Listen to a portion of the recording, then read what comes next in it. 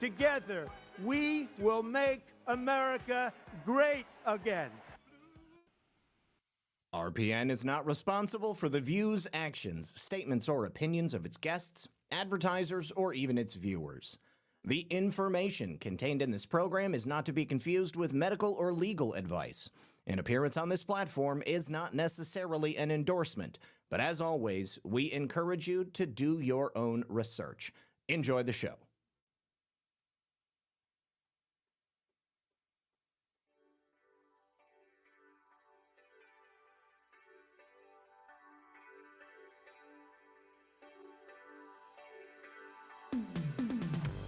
Well, good evening, everyone. And, of course, welcome back. That was not my fault. Something terribly, tragically wrong was going on with Rumble. Everything was good on my end, and Rumble was just broadcasting a black screen to everything, so I had to actually go and create a new stream, and that's why the link that you might have thought you were going to use didn't work, and now here we are.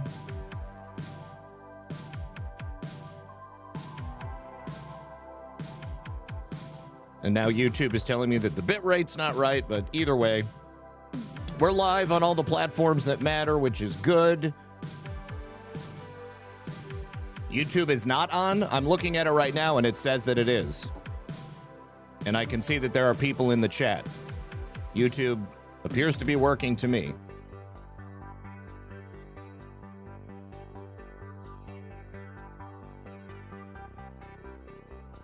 Yes, Little Peachy, this is live. Yeah, wouldn't surprise me if you got a 404. Everything is all kinds of fucky today. Pardon me.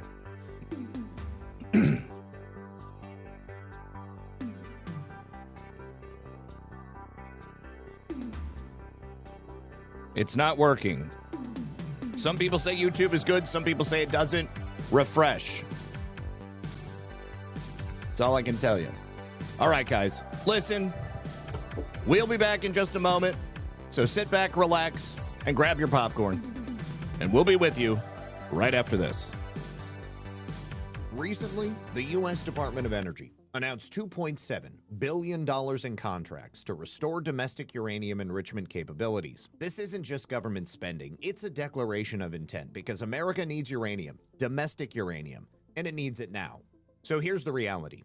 The U.S. consumes over 50 million pounds of uranium every single year, but we produce less than 1 million pounds domestically. Obviously, that leaves America 98% dependent on foreign suppliers for our supply. It's a critical vulnerability for national security, power generation, and advanced weapons systems. With Russia controlling much of the global enrichment capacity and escalating tensions in Iran threatening nuclear supply, the stakes could not be higher, which is why the White House has made it crystal clear. America must develop its own supply chain. And this is where Kirkstone Metals comes in. They trade under KSM in Canada and KSMCF in the US. They've got decades of uranium and junior mining expertise, and Kirkstone's leadership team knows how to turn exploration projects into real value. But the question is, can they do it again? Kirkstone controls two 100% owned uranium projects strategically located in the Athabasca Basin. This is the richest uranium district on the planet.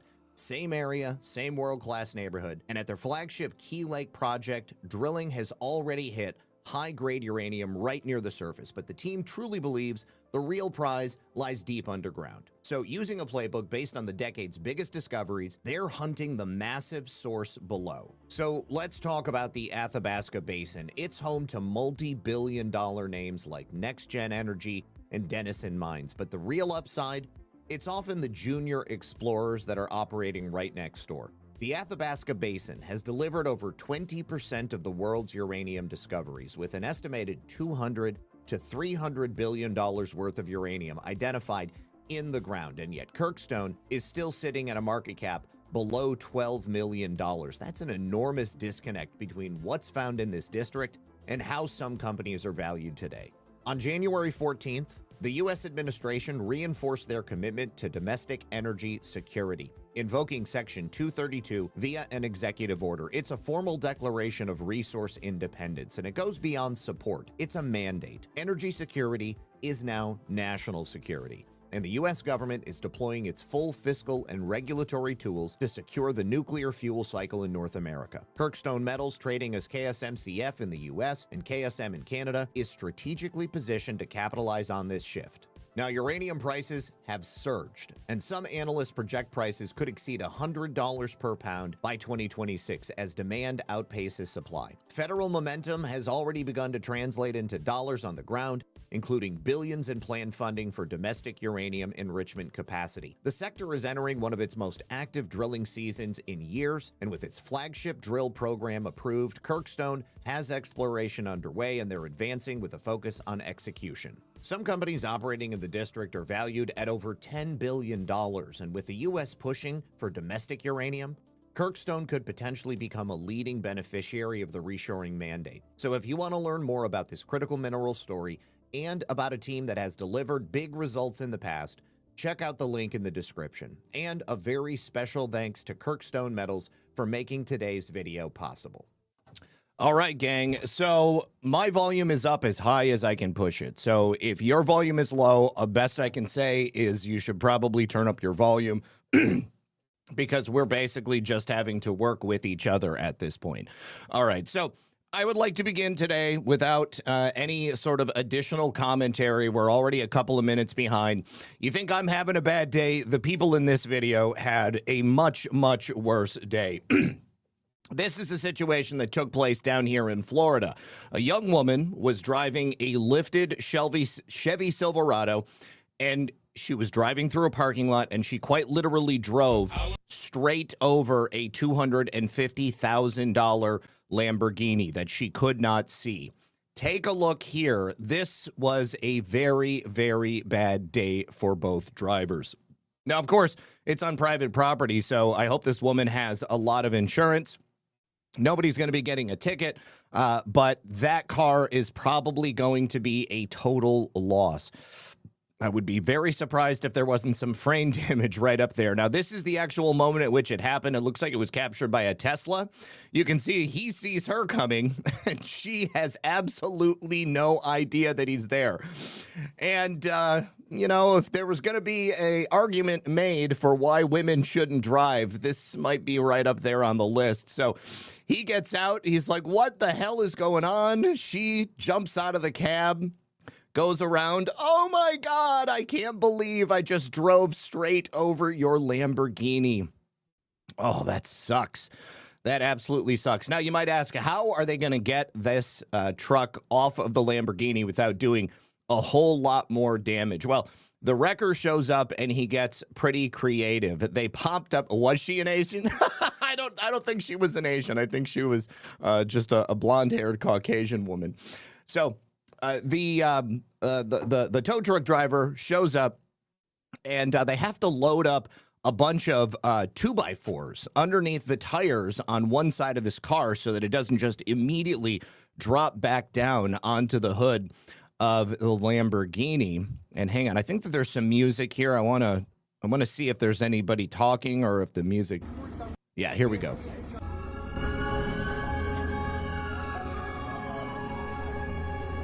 Okay, so let me turn this off again because I got the music starting. You can see they used the tow truck to lift her up just a little bit, get a couple of 2x4s underneath, and then roll it back. And I know that the Silverado is like tall, right? It's lifted up pretty high, but I just don't understand how she didn't see that there was another car directly in front of her. Yeah, it's a black car, but it's the middle of the day. This guy right here, he is totally crying. He's like, I can't believe this is what happened. I wonder how long he's had this car. Hopefully he's had an opportunity to enjoy it. That'll buff out. Yeah, not likely. Oh, man. Ruined both of their days. I don't know. He seems like he's being a pretty good sport about the whole thing. If somebody had driven over my Lamborghini, I would be hard-pressed not to jump directly out and start screaming like, what the hell is wrong with you? But I'm sure he's going to be posting this on social media. And you see that the woman who actually drove over the Lamborghini, she was not featured any other places in that video. Probably pretty embarrassed at the end of the day. All right. Let me say thank you so much to Moon Baby, who says, I see you, but I just can't comment anymore. Just letting you know. Thank you for being here, Moon Baby. Filter Dog says, technical blessings. Moon Baby also says, there's my chat. I got it back. Thank you for your hard work, Zach. I appreciate you. And then you can't park there, ma'am. No, you certainly cannot park there, ma'am. Oh, yeah. The truck has absolutely no damage. I think she's got a skid plate on the front. So she just went straight up over the top of it. And she's going to be fine. I don't know that she has enough insurance to cover the damage to that dude's Lamborghini, though. Oh, man. Hopefully, he's going to have insurance, though. That's the thing. At least one of them is going to have insurance. All right. Now, we do have an update from the Boulder County Sheriff's Office. They have released 911 calls from the day that David Wilcock called for them to come out there. They've also put out a timeline of what happened, and they say, due to the significant public interest on this case, we're releasing a timeline of our response to the residents of David Wilcock on April 20th. There also is included with this a statement from his family. So I've also got a statement from a fairly good friend of his that David himself wrote and had given to his lawyer shortly before the incident took place. So it really does look like David had every intention of taking his own life. All right, so at 10:44 a.m., Boulder County Communications Center receives a phone call from a person who identifies himself as David Wilcock. He says, I need to leave. I will be to the left of the house. Caller continued speaking about health issues and financial concerns. Caller would not answer another call about whether or not he was armed or if he was planning to hurt himself. Shortly after that, 9 minutes later at 10:53 a.m., the first Boulder County Sheriff's deputy arrives in the area and waited well off the property for backup to arrive, since it was unknown whether or not the caller was armed and what his intentions were. At 11:01, a second deputy arrived with the first deputy, and the second deputy was briefed. A plan was made on how to approach the property safely, and both deputies then drove towards the residence. At 11:04 a.m., caller, still on the line with 911, said, I'm sorry to put you through this, and he disconnected the call as he saw the deputies were driving up the driveway. At 11:04:25, deputies observe a man sitting outside of the house holding a gun to his head. Deputies exit their vehicles and seek cover.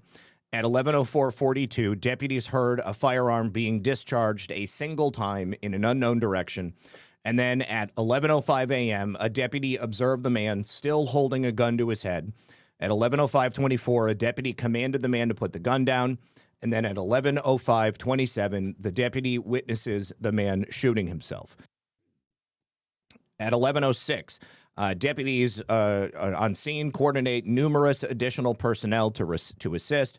They conduct a search of the area, secure and clear the house. They find nobody else is on scene, and he was pronounced dead. All right, so this is the statement from David Wilcock's family. David Wilcock took his own life on April 20th, 2026, after a long struggle with depression and overwhelming financial debt. His family and chosen family hope this loss encourages more focused attention to mental health care access. David was born March 8th, 1973 in Schenectady, New York. During his childhood in upstate New York, he was a curious, sensitive, and introspective child, drawn to science, reading, research, and questions about how the universe works. He spent much of his time journaling and developing a vibrant, imaginative inner life. He laughed easily and had a big heart. He loved animals, meditation, music, scientific study, and lemon cake. From childhood, he had a deep curiosity about telepathy, lucid dreaming, the occult, palmistry, and the predictions of Nostradamus. Like many young people, he experienced painful periods of struggle and difficulty. David grew up in a close-knit family that cherished music and art, and was in his first band as a teenager and played many instruments throughout his life. And he developed strong interests in psychology and spirituality, subjects that would later shape his ethos and vocation. He attended State University of New York at New Paltz and received a bachelor's degree in psychology. David spent his life writing extensively about subjects he was deeply invested in. Some of David's most consistent messages concerned the importance of focusing one's energies on service to others and the divinity of all human life. He cultivated a wide community of people around him based on these tenets. He was known to the world as New York Times bestselling author with a voluminous body of writing, including the books The Source Field Investigations, The Synchronicity Key, The Ascension Mysteries, Awaking in the Dream, and The Reincarnation of Edgar Cayce, which was co-authored with Winfrey. David was widely known as a media personality and lecturer, examining issues such as UFOs, UAPs, and the paranormal. But this only tells part of a story of his life that, like any other, unfolded through internal struggles, evolving beliefs, and a quest for meaning. David lived in a time shaped by the internet, and he himself shaped a segment of it. This powerful medium of communication magnifies both connection and confusion. Ideas travel quickly, expand logarithmically, and reshape thought structures. In remembering David, it is important to hold more than one truth at once.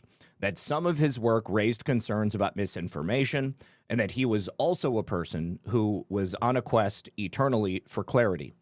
Beyond his public persona, he was a human navigating the same complexities and vulnerabilities that shaped all of our lives. His passing is a reminder of how important it is to meet one another with open minds and compassion in your hearts. The loss of a life can turn our focus to one shared humanity, whether we agree on life's unanswered questions or not. David's life will be remembered in a myriad of ways by different people because of the far-reaching nature of his teachings and because he considered his audience a community. While he was known as a charismatic and engaging teacher to fans, those who were closest to him knew the depth of his untreated mental health struggles intimately. Many who knew him from afar have speculated that there is a cover-up involving his death, but we can assure you that there was no foul play. And then they go on to suggest that if you're struggling, obviously you reach out. Now, just backing up the idea that this was potentially something David had been planning for some time. This is a friend of David Wilcock's. He's a man by the name of Jude.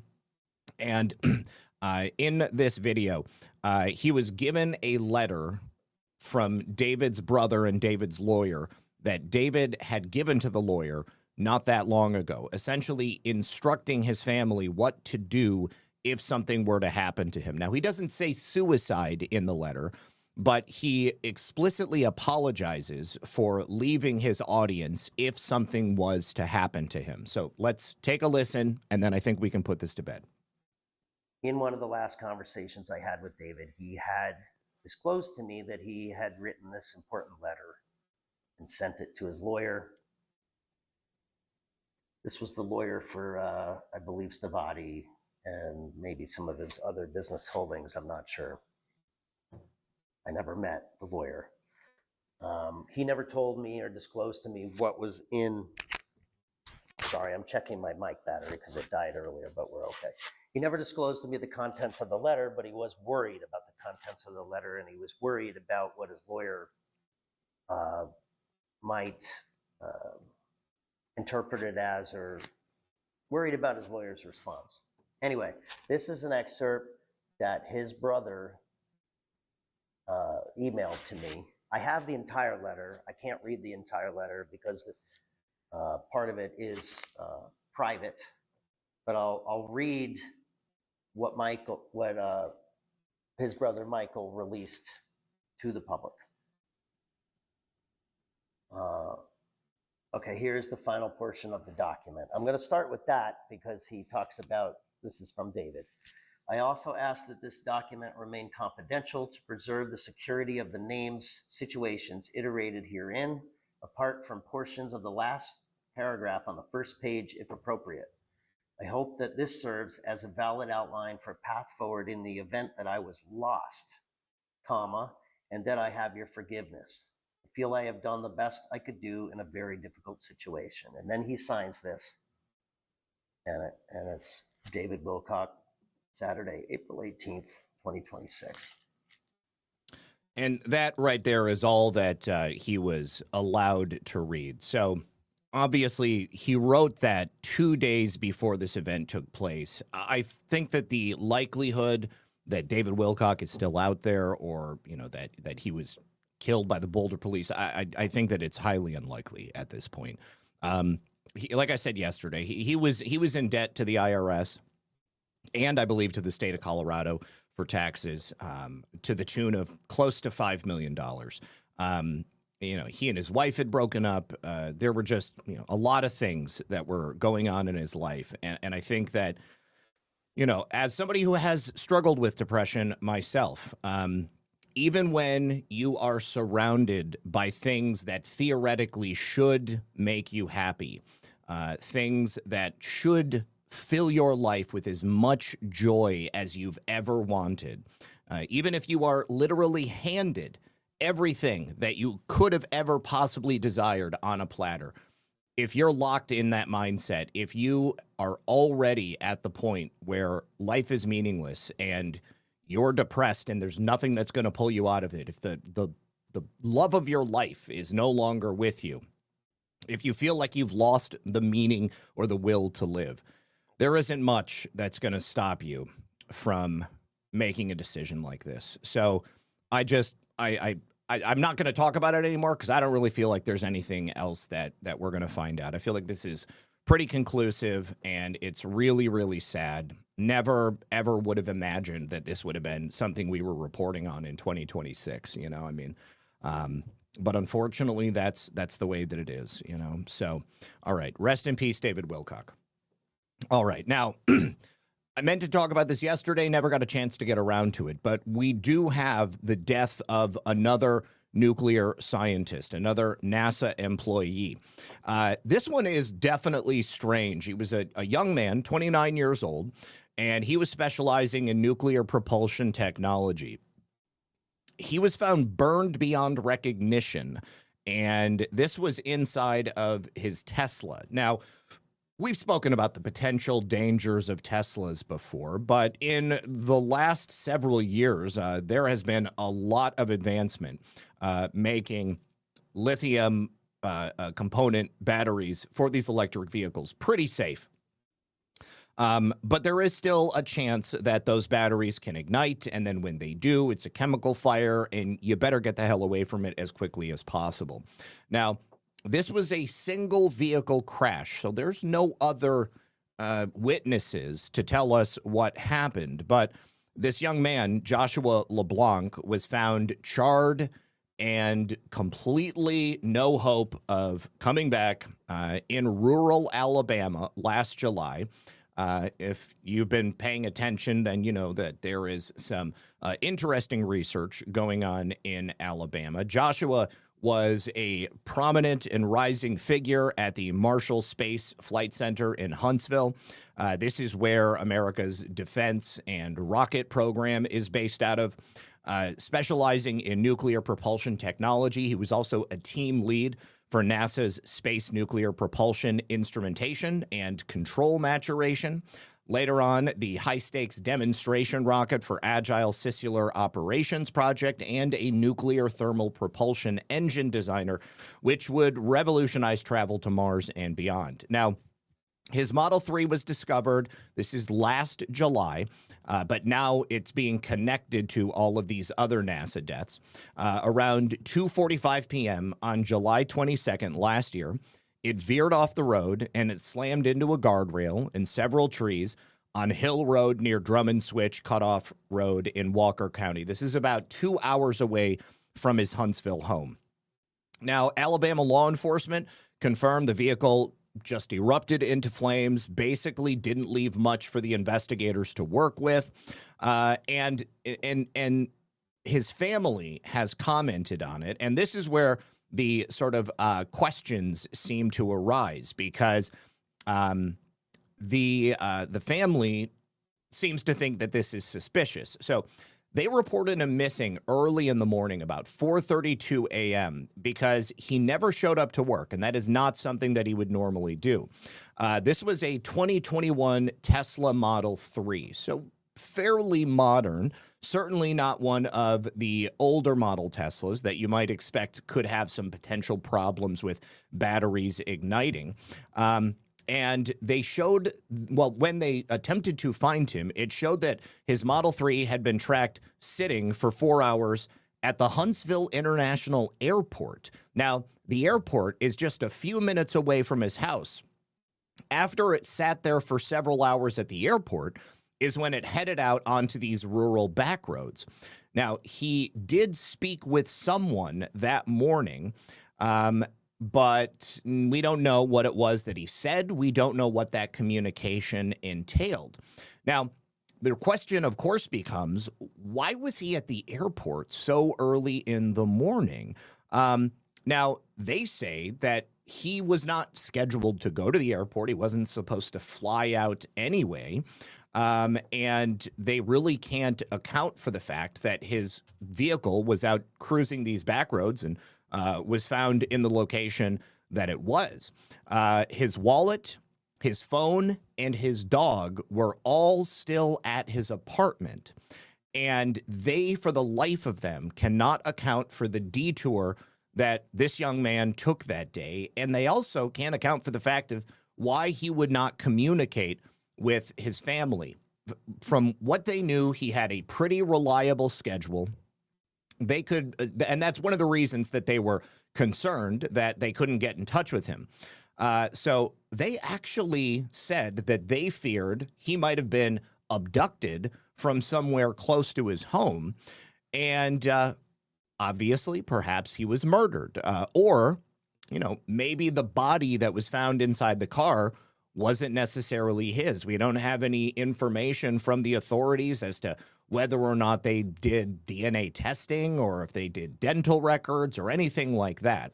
But the one thing that we can say is that Mr. LeBlanc can now, I think, safely be added to this long list and growing list of NASA rocket nuclear scientists who seem to be working on space fields and propulsion fields. So until we get some more information, perhaps, from the ongoing and upcoming House investigation into this sinister series of deaths, there's really nothing else that we can say except to continue tracking them and adding them to the list when they come up. But I'd say that Joshua LeBlanc's death certainly belongs on that list. All right, now we also have another very strange situation. A Representative Tom Keene, he's from New Jersey. He's a Republican. And the reason his situation is concerning is because he's been missing for over a month. Now, it would appear that Tom Keene has not been seen by anyone in the House of Representatives. He was seen on March 5th on Capitol Hill. That was the last time that he voted. And since that time, he has missed almost 50 roll call votes. So he hasn't shown up to work. He hasn't contacted anyone. And all of his GOP colleagues have said that he has not responded to any text messages or any calls. Now, you've got two other Republicans in the New Jersey delegation. That's Representatives Chris Smith and Jeff Van Drew.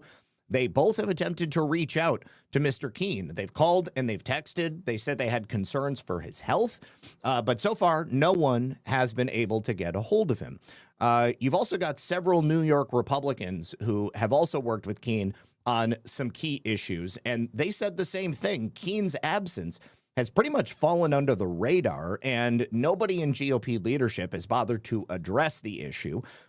We truly don't know whether or not the man is even alive. There hasn't been any commentary from his family. Representative Keene himself has not put anything out. I haven't seen anything on social media. One Republican, Representative Don Bacon, said he didn't even realize Keene had been missing until he tried to find him on the House floor. I guess that others in the House of Representatives are paying attention. New Jersey Democrat Representative Bob Menendez, who is the son of the now imprisoned Bob Menendez, he said, "It's been a long absence. I hope he's doing all right, but I haven't heard anything." Keene's supporters, though, claim he is experiencing some health issue and he's going to be returning soon. Everyone understands from their own family experience that people run into unexpected health concerns. That is a member of the Republican National Committee, Bill Palatucci, and I guess he's an attorney on the Keene campaign. So if something was going on, obviously he's going to know. voters will be completely sympathetic, and it's so early in the year that it will be forgotten come the fall. Well, I hope that is true. But right now, we don't know exactly what's wrong. I think an absence of this length warrants a comment of some sort or another. Like, just put out a press release, put out a tweet. How difficult is it to go on your phone and say, hey, guys, I'm alive, and I'm sorry for missing all of these votes. But the people who live in New Jersey's 7th congressional district are essentially unrepresented in Congress at this point. This is also a swing seat. So if for some reason the people of the 7th decide that, geez, we don't really like the job that Keene's doing, President Trump only won this district by 2 points in the last presidential cycle. So it's very simple and easy for people. They're fickle, okay? They might choose that they want to do something else, but I don't know. I thought it was kind of strange. All right. Now, I'm sure you remember recently a number of independent citizen journalists in California had discovered a organized effort by certain non-governmental organizations to pay homeless people in California for signatures on a variety of different ballot issues. As far as I know, people that were featured in those exposés have not been indicted. However, this is not something that was new. This has been going on for quite some time, and we do now have 9 individuals from California who have been indicted for this very thing, except the fraud that they are being accused of committing is during the 2016 and 2018 election cycles. Let's take a listen to CBS locally. 9 people now face charges accused of bribing homeless people on Skid Row in order to get fake signatures for a large-scale voter fraud scheme. Homeless people were offered cash and cigarettes in exchange for hundreds of forged or fake signatures on state ballot petitions and voter registration forms. All of this according to the Los Angeles County District Attorney's Office. This occurred during the 2016 presidential and 2018 midterm elections. Now, they did not say which specific ballot measure were involved. I'm Ken Molestina for... All right, so it's the L.A. County District Attorney that is prosecuting in this instance, but this is more than just a local problem. I mean, this is obviously something that can affect national issues, and I would imagine that the various organizations that we saw featured in the Muckraker video, in the Cam Higbee video, in the O'Keefe Media Group video, those are not localized to the state of California. California is just a place where they can obviously catch people doing it because it's so brazen in that state. I'd also like to know what's going on with the investigations into those people as it relates to the current ongoing ballot signature harvesting that's happening there. Because 2016 and 2018, that's almost 10 years ago. I mean, it is 10 years ago in the 2016 instance. So there's obviously a lot more crime out there. I'm willing to allow them to do the investigations. Perhaps that's what's happening. There is, after all, a lot of fraud that the DOJ is currently having to go after. But I think it's worth mentioning that some people at least are being charged, and I hope they don't stop there. Now, yesterday we learned about the DOJ's efforts to get election-related material, ballots, poll books, voter registration files, etc., from Wayne County, Michigan. And Harmeet Dillon appeared on Newsmax to talk a little bit more at length about what these efforts mean. So let's go ahead and hear from her now. And you want the ballots from the November 2024 federal election in Wayne County. Talk to us about how Gretchen Whitmer has any legal authority to prevent you from seeing these records, Harmeet. The idea that anybody like Gretchen Whitmer can talk with a straight face about weaponizing the Department of Justice after the revelations that we've seen out of this Department of Justice in recent weeks is really laughable. But that... Hold on. Giants for breakfast. You say that's a pretty disrespectful thing to do to a United States Marine. What are you referring to? I don't know what you're referring to. Be that as it may, just looking at the logistics here, she sent this letter, the Attorney General of Michigan, a lot of bombast, posturing, and hand waving, but that's a distraction from the fact that she doesn't seem to actually have a client here. It's not clear that she's representing Wayne County, and we have a right to get these records from Wayne County. And our citations in our complaint, our letter complaining about why we need this, include at least three instances of improper voting conduct in that jurisdiction from the 2020 election. as well as alleged improprieties that I think I and other election lawyers identified very clearly in prior elections, including the 2020 election, where in Michigan, observers who are entitled to observe by law were barred from doing so. And so we intend to get these records, and we intend to get to the bottom of what's going on with these sloppy record keeping and inconsistent procedures in these states. Because what happens when you have these types of loosey-goosey procedures is people lose confidence in the outcome of elections, and then they don't vote. That's a bipartisan problem, and we need to put a stop to it. Yeah, the elections are completely insecure. Now, Harmeet Dillon was present for multiple examples of this type of election manipulation and malfeasance that she is now seeking to gain evidence of in Wayne County.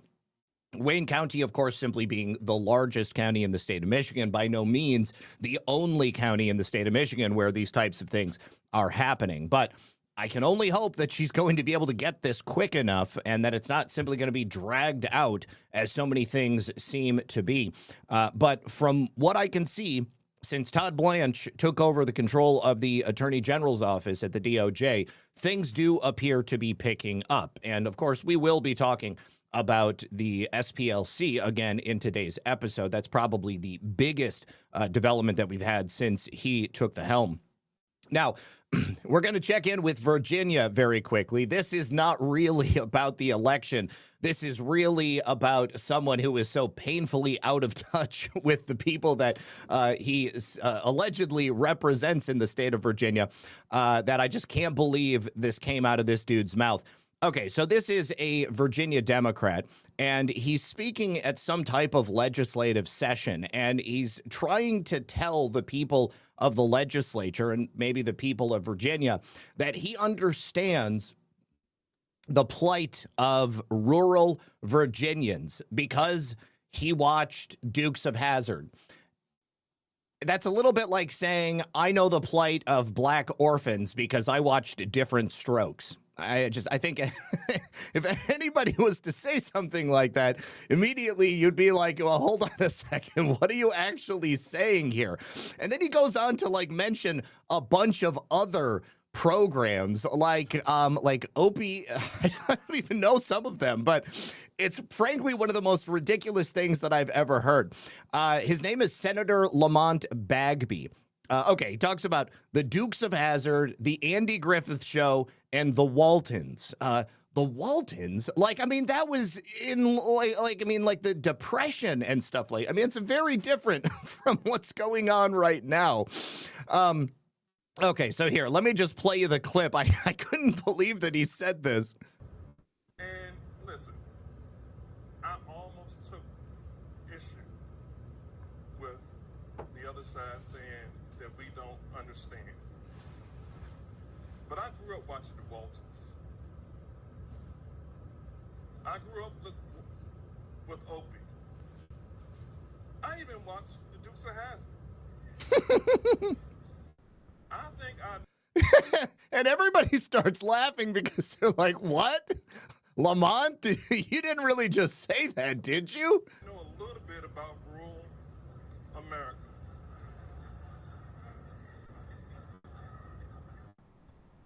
I don't know that Lamont understands that they're laughing at him. Let me just rewind that once more. I think I know a little bit about rural America.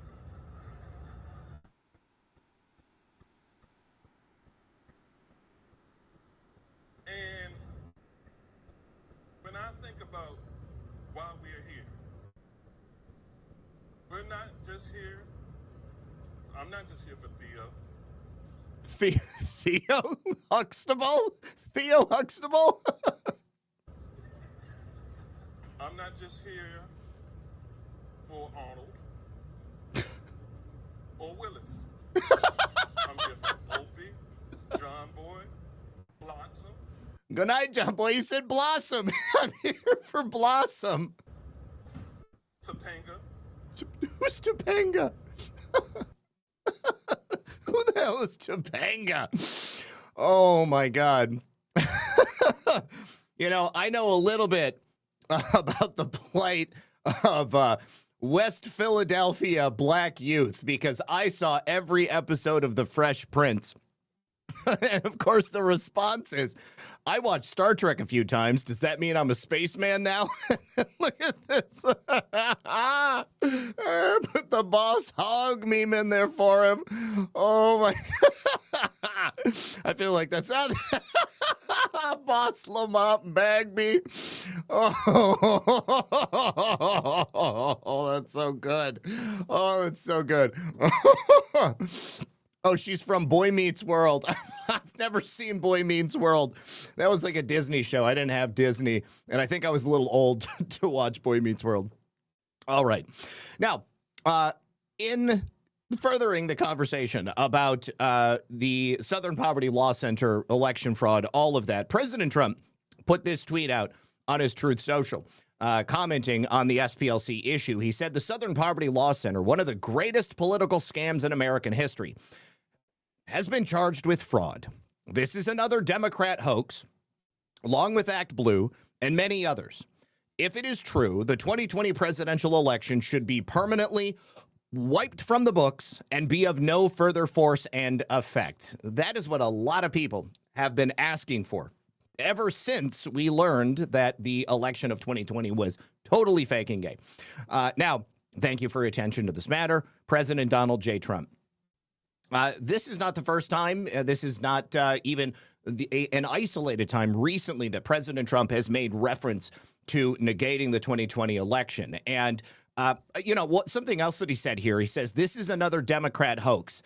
I think everybody reading this knows exactly what he's talking about. But I would imagine the same people who attacked him for calling the Epstein file situation a Democrat hoax would look at his usage of that phrase in relation to the SPLC, and they know exactly what he's talking about. I don't think anybody out there is going to be attacking President Trump and saying, now President Trump is saying that the fraud the SPLC committed is a hoax. No, nobody's that stupid. But people are disingenuous, and that's what happened with the Epstein file stuff. Now, of course, we also have Act Blue and their continued use of fraudulent funds. There is a lot of money that goes through all of these dark money groups, ending up in the hands of the local nonprofits, activist groups, political candidates. Let me say thank you very much to Bowler Jack Bryan, who says, a little something towards your new Lambo. I hear there's one for sale, slightly used. Will to Push Forward says, Zach, that black guy in the white suit and hat can pass off as a healthier version of Boss Hog from the Dukes of Hazzard. Yes, he does look just a little bit better. Hold on just a second. You can't hear videos when I play them. That particular video was very quiet. Teresa, every single video that is posted by different people on the internet has different audio mastering to it. And so that one in particular was very, very quiet. So unfortunately, it was already turned up all the way, and that was just the way that it is. Now, listen, this video is also going to be at a different volume from the last video. Ken Cuccinelli, the former AG of Virginia, joined Jake Tapper to discuss the recent decision by the lower court to invalidate the recent gerrymandering election that took place this week. Now, just as I said the other day, Ken Cuccinelli also says this is going to be decided by the Virginia State Supreme Court because the current AG of Virginia has already hired an outside legal team. They're already challenging the decision by the lower court. However, we've gone over many different pieces of evidence to show that that election was totally and utterly illegal, unconstitutional, for a number of different reasons. But it's interesting. It looks like they also interviewed the former governor of Virginia, Terry McAuliffe. But let's hear from Ken Cuccinelli. Ken Cuccinelli, he's a Republican. Ken, good to see you. So first, I guess let's get to the breaking news. This judge in Southern Virginia ordering results to not be certified. The judge called the ballot language flagrantly misleading. What's your reaction? Right. Well, it certainly was flagrantly misleading, but my basic reaction is that I appreciate lower court wins, but the Virginia Supreme Court is going to decide this. And to Terry's point about, well, hey, if they didn't decide it before, there's a reason the Supreme Court held off until after the vote. Over 100 years of Virginia legal precedent says that the vote in a referendum is part of the legislative process. It's analogous to a governor signing a bill. You don't sue on a bill that hasn't passed yet. So what they've done here in terms of timing is very much in keeping with the Virginia legal history. What isn't in keeping with Virginia legal history is how this General Assembly has so blatantly ignored the requirements of the Constitution to amend the Constitution. So I think it's highly likely that this will be overturned probably in May. So CNN's Manu Raju pressed Speaker Johnson today about some of the criticism from Republicans that the Republican Party, did not spend enough money to fight the Democratic measure. Take a listen. Republicans have spent more money. Trump didn't barely touch his super PAC money. Should you guys have spent more money? We don't know personally, I think that they didn't spend the money because they knew that it was unconstitutional. They knew that it was going to be overturned in court if it did get pushed through, because likely the keepers of the elections in Virginia were going to use it as an opportunity to throw all of their chips on the table and try to steal the election. Just as I've shown you over the last couple of days, there appears to be an indication with those F curves on the ballot drops. That's exactly what they did. It's looking more and more to me like the administration allowed Virginia to step into a bear trap of sorts. Everything about the vote is unconstitutional, outside of the boundaries of the legality previously set up and accepted in the state of Virginia. And this, I think, can ultimately be connected to the larger problem of election fraud that we have throughout the entirety of the United States. So I think, honestly, Virginia stepped into it. There was no need to spend money on it because, we wanted this to happen. Final result, but the president's team spent a lot. We put in tens of millions of dollars on that ballot initiative. I mean, given the fact that the margin was much more narrow than a lot of Democrats anticipated, what do you think? Did Republicans miss a chance here? Well, there's no question that the 3 or 4 to 1 spending difference was the margin. You know, when all the votes are counted, this will be about a 2 or 3 point win for the yes side. That is, it's hard to say that money didn't make that difference. Absolutely insane. Did you just hear that? Like $3 to $4 margin, which means that for as much money as the GOP spent fighting the ballot initiative in Virginia, the yes side spent 3 to 4 times as much to get the results that they did, which by all accounts appears to initially have been a no vote until, of course, they dumped tens of thousands of ballots through Fairfax County into the pot at the end of the night. But now they have to win 4 constitutional challenges, state constitutional, to clarify, challenges, and they have to win all 4 of them to hold on to this referendum. I just don't think they can do it. There's some very basic processes in the Constitution for amending the Constitution that they ignored. And now they're going to say, just like Terry did, well, 3 million people voted and you can't ignore the will of the people. Well, they were ignoring the will of the people and how they brought this forward. And now we're going to have it decided by the Virginia Supreme Court. I wouldn't be surprised to see a 7-0 ruling throwing this out. Well, I too believe that's exactly what's going to happen. I don't know that it's necessarily going to be a 7-0, but and that's only because I see so many activist judges out there nowadays.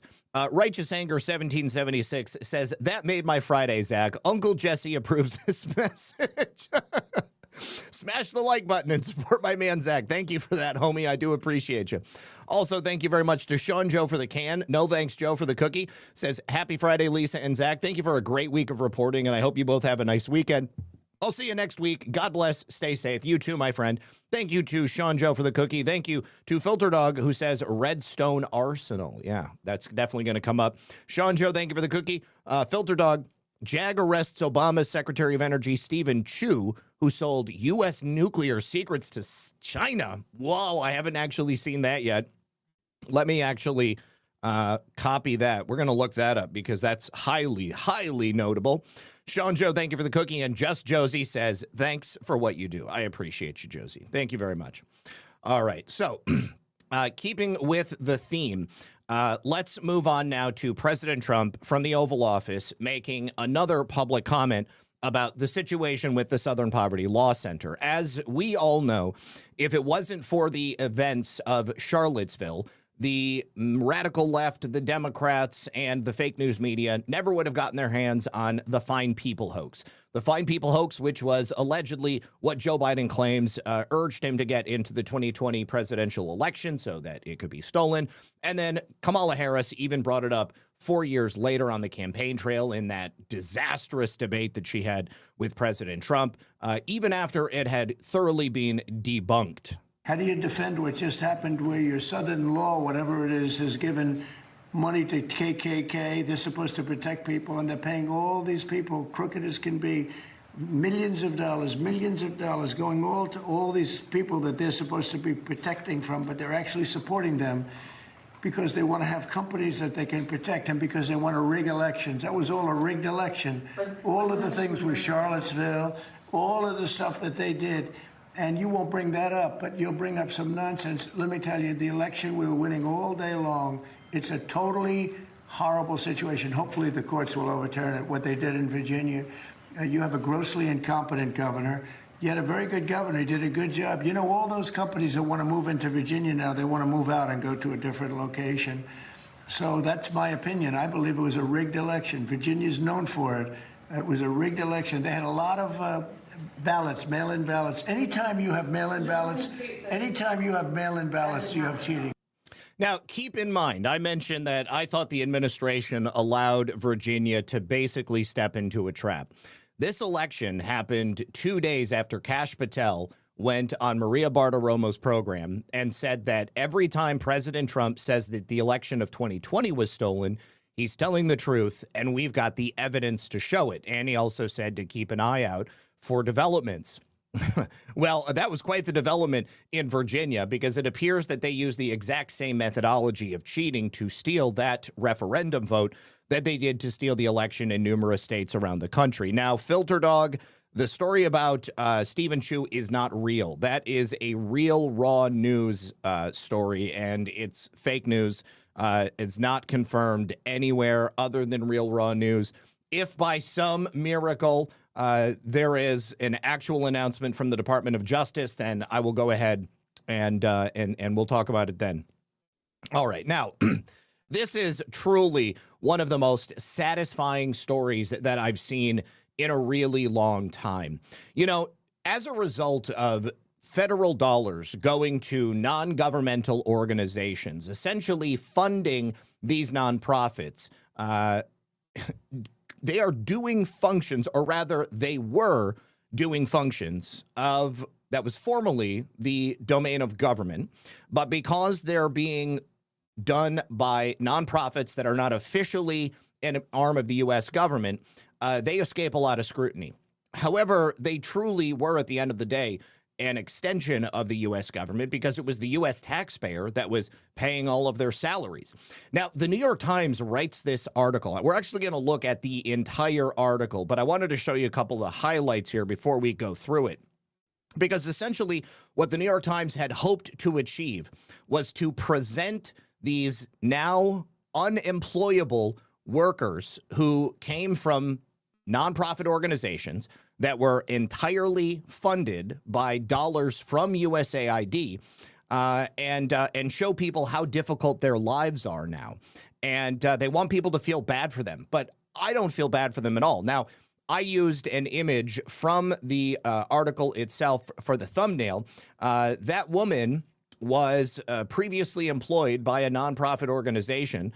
She was making hundreds of thousands of dollars a year. And now that USAID is not funding her nonprofit in its entirety, she was forced to go out and try to get another job somewhere else.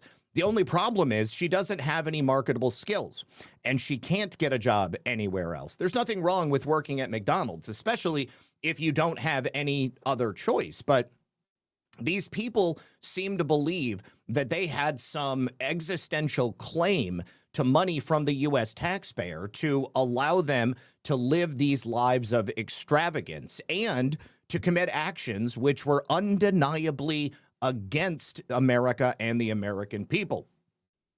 Now, USAID itself is dead, and the function of USAID was absorbed by the State Department.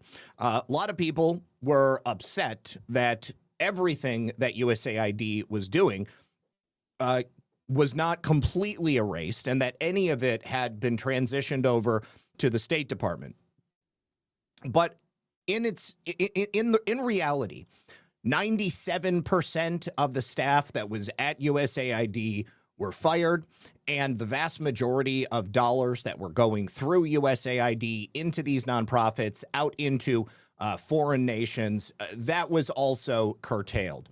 So you'll remember at the time that this decision was made, and this was one of the most consequential decisions of Trump 2.0, Marco Rubio had said, beyond creating a globe-spanning NGO industrial complex at taxpayer expense, USAID has had little to show since the end of the Cold War.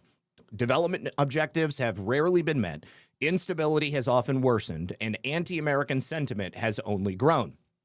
You know, there was a time in the Cold War when the need for soft American power being projected into European nations, into, behind the Iron Curtain. I mean, that was something that definitely had some utility, had some value.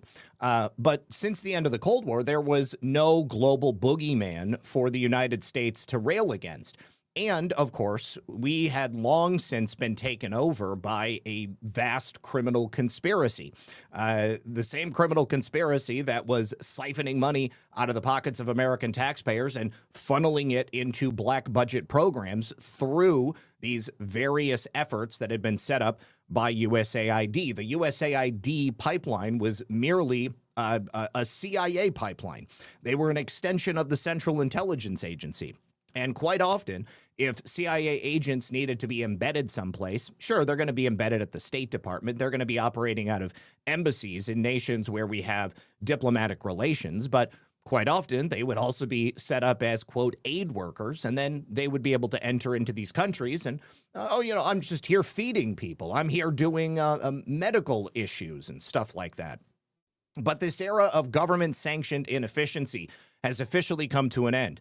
Under the Trump administration, we will have a foreign funding mission in America that prioritizes our national interests. As of July 1st, USAID will officially cease to implement foreign assistance.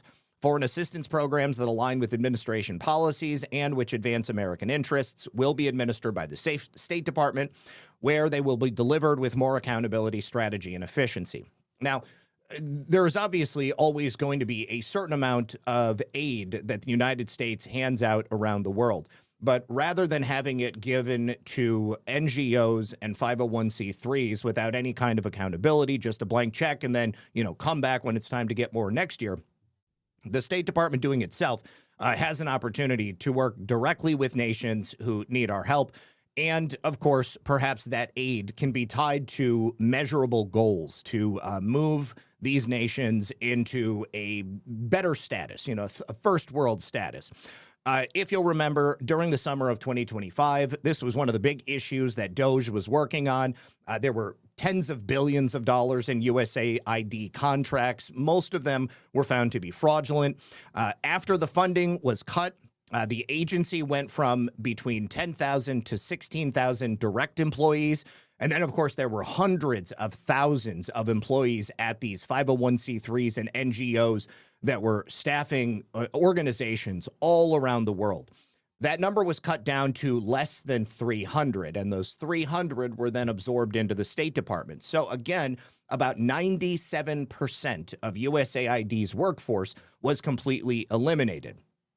Now, this article, which features all of these individuals who had previously worked for a variety of NGOs, they are finding themselves in a very difficult position. The woman whose picture I used, Amy Uccello, I believe her name is, Amy and her husband both worked for organizations that were paid essentially and funded entirely by USAID. Now, Amy Uccello and her husband lost his job when USAID funding for his nonprofit dried up. And now they rely on food stamps, Medicaid, and a supplemental nutrition program for women and children that helps with their now 19-month-old daughter. They also have a mortgage on a home in Washington. And until recently, that mortgage was in forbearance, which means that they were paying a little bit, but not as much as they owed. But now they've been cut off, and they have been told that they need to apply for a low-income mortgage program. I don't know what work her husband is doing right now, but the one thing that I can tell you, if you are the owner of a nonprofit organization that is solely funded by government dollars, you are a government entity.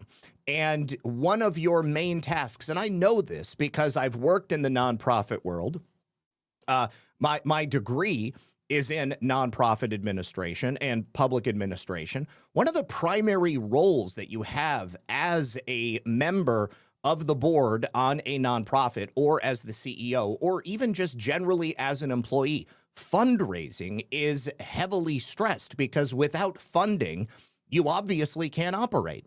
And it sounds like Mr. Uccello was merely operating his nonprofit based upon the money that he was getting from USAID. So I don't know why they didn't go out there and start fundraising for their mission. They don't even tell you what their mission was, but I, at best, think that it was suspect. He says, nights are the hardest. I can't sleep because of our own situation, Miss Uccello, 49, said over coffee at a recent afternoon.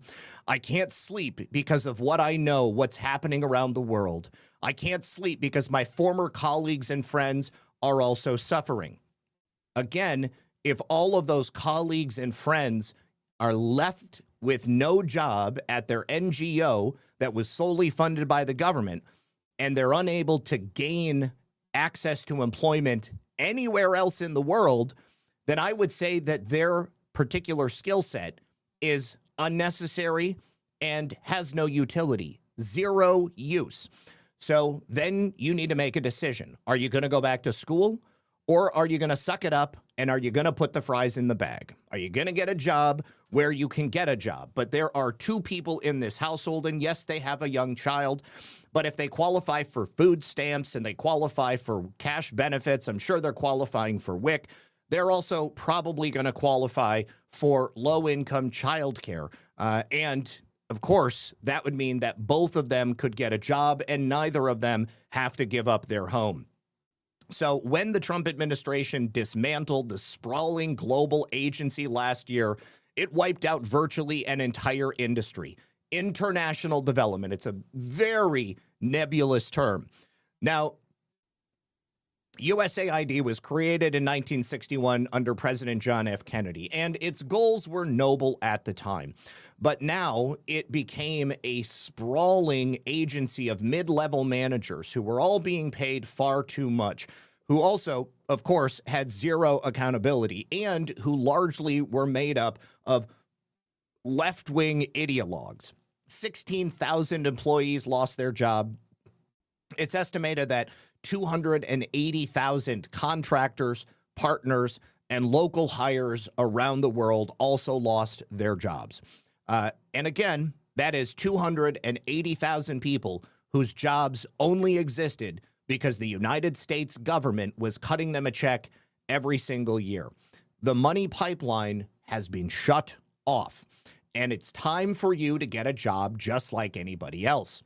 Maybe, just maybe, you could start fundraising from the local community. I mean, undoubtedly, if the work that you were doing was so vitally important, then certainly your community would be willing to support you, especially given all of the so-called global hatred for President Trump and his efforts to curtail U.S. spending. There must be sympathetic ears out there who would be willing to put money into your particular nonprofit. But the truth of the matter is that that didn't happen. And that didn't happen because I suggest to you that these nearly 300,000 employees around the world were being paid to do absolutely jack shit. And if they weren't doing absolutely jack shit, then they were actively working against the interests of America. Now, a year later, out of all those people who got fired, people have plowed through their savings. I don't know why they didn't get a job sooner. They've cashed out their retirement funds. Again, there is work that's available. They've moved in with friends and relatives. Former USAID workers who have done informal surveys estimate that less than half have found full-time work. Others are in part-time work. Oh, like the rest of us working in the currently very competitive American job market. Maybe if there weren't so many illegal aliens and H-1B visa holders coming to the United States, all of these people would have been able to find work a little bit easier. And of course, those people who are working part-time are making a lot less than they did before. Well, that's the market for you. And the District of Columbia currently has the highest unemployment rate in the nation. That one made me smile. 6.7%. And in large part, that's because of all these reductions in the federal workforce that President Trump and his team have been implementing since he came back into office. Because it's not just USAID. It's not just other federal agencies. There are grants all across the federal government that have been cut. There are contracts that have been cut. And the few former USAID workers who have landed similar or better jobs don't like to talk about it in front of unemployed friends. Why don't you help your unemployed friends out? If you're working at a new nonprofit, there is undoubtedly going to be some room for expansion, especially considering the fact that the United States government stopped funding all of these individual efforts. It must have left some holes out there, don't you guys think? If the work that all of these different NGOs that were being funded by USAID, if the work that they were doing was so vital to the community and their absence leaves a hole in the community where that work is no longer being done, well, undoubtedly that means that there is room for somebody else to step in. But you know what? That didn't happen. That hasn't happened because, again, vast majority of these people and their jobs were completely unnecessary. Now, somebody who does have a job, a woman by the name of Sarah Miner, she says, I feel guilty, honestly, that all of my colleagues who I know are still unemployed, I'm the one who found something. What did Sarah do? She was a senior advisor in the agency's HIV/AIDS office, and she previously ran health programs in Mozambique, Zambia, and Zimbabwe. Now she helps manage health and human service programs in Fairfax County, Virginia. Jobs are also gone at the many nonprofits and partner agencies who once were funded by USAID. Everyone I know is also up the creek. All my bosses, my mentors, the people you would normally go to provide me references, said Catherine Baker, 36, who, as a contractor, made $127,000 a year recruiting staff and helping to start up USAID projects. So Catherine was one of those people who essentially found ways for government money to be spent. Now that the government money is not there, there's absolutely no need for somebody to just figure out how to write checks. What a great job. $127,000 a year to just send people here and submit resumes for them. Now she volunteers as a manager for USAID, which helps former USAID workers, and she works 9 hours a week as a companion for 2 elderly women. Well, at least she's doing something, but 9 hours a week ain't a lot of time. She could probably go back to school, become a home health aide, and she'd be able to do plenty of work. Now, the New York Times interviewed 30 former USAID employees, contractors, and partners in Washington, all over the country and overseas, to see how they're faring in the year since Elon Musk, the world's richest man, proudly announced that he had fed the agency into the wood chipper. Unlike in early 2025, when many who lost jobs thought they might be reinstated and declined to speak on the record for fear of antagonizing Trump officials, this time, almost all gave their names and spoke emotionally and at length. And I'm so glad that they did so that we can name them and shame them. I have zero sympathy for any of these people. Many said they were still dealing with mental trauma and the loss of confidence in their professional abilities after brutal job hunts. Again, They came to find out after losing their job at USAID that they really don't have any skills that are marketable in the modern job market. All of them mourn the loss of a mission in working for an agency that has contributed billions of dollars every year for decades to global humanitarian assistance. And what did it do? Like Marco Rubio said, the outcome of all of those billions of dollars was, generally speaking, nil. There were a lot of people who got fantastically wealthy. Money ended up in people's pockets. It just didn't do much to actually increase the quality of life for the people in the areas where this money was flowing to. I bet you it got a lot of people elected. I bet you it bought a lot of cars. I bet you it bought a lot of houses.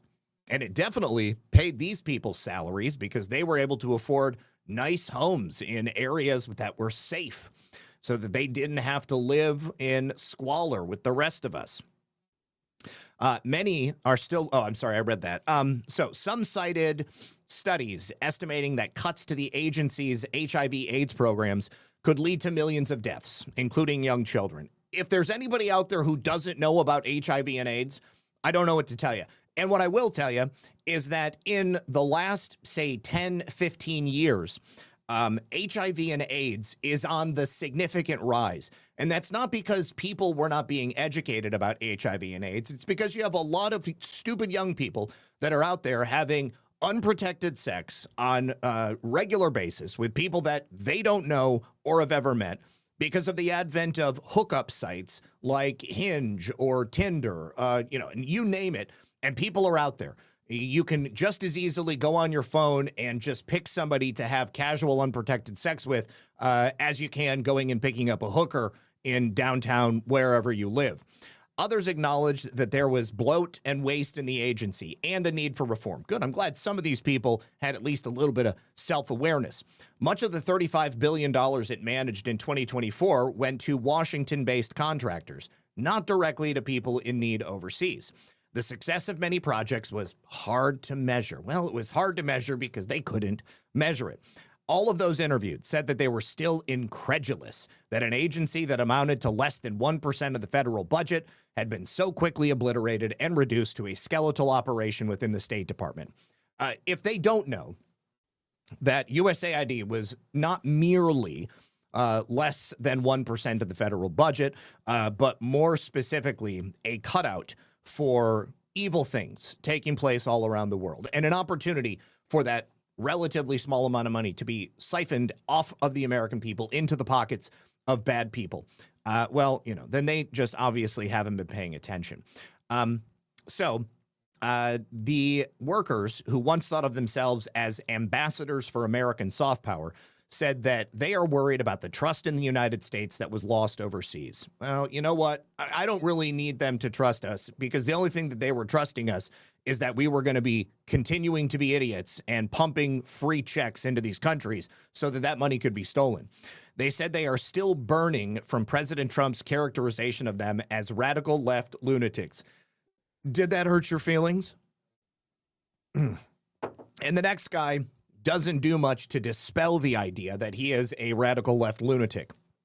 I'm a queer brown immigrant, said Adrian Mathura, 55, a Navy veteran. Of course he's in the Navy. Sorry, Navy guys. And a former senior USAID advisor in global health who was involuntarily retired last July and is still fighting for the retirement pay that he is due.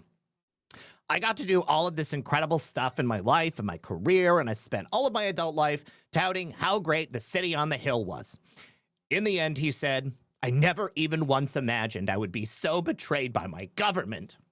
Well, that's him, I'm assuming.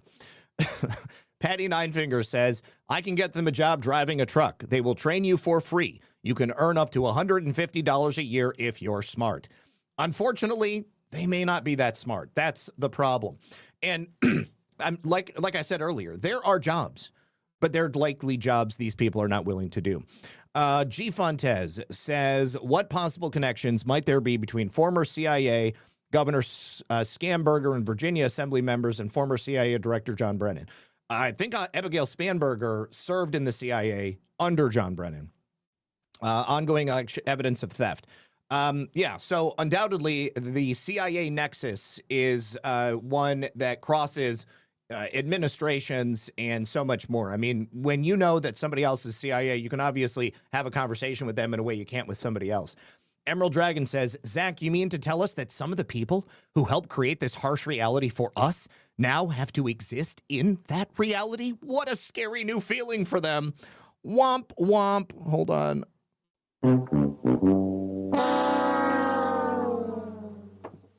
Yeah, sorry, guys. Sorry to break it to you, but that's exactly what's going on. Daddy, have you gotten fired today? That's a quote from one of the kids of these people. Many of the hardest hit are those with years of experience. Years of experience doing absolutely nothing, because obviously that experience amounts to nil when they go out and try to find a job.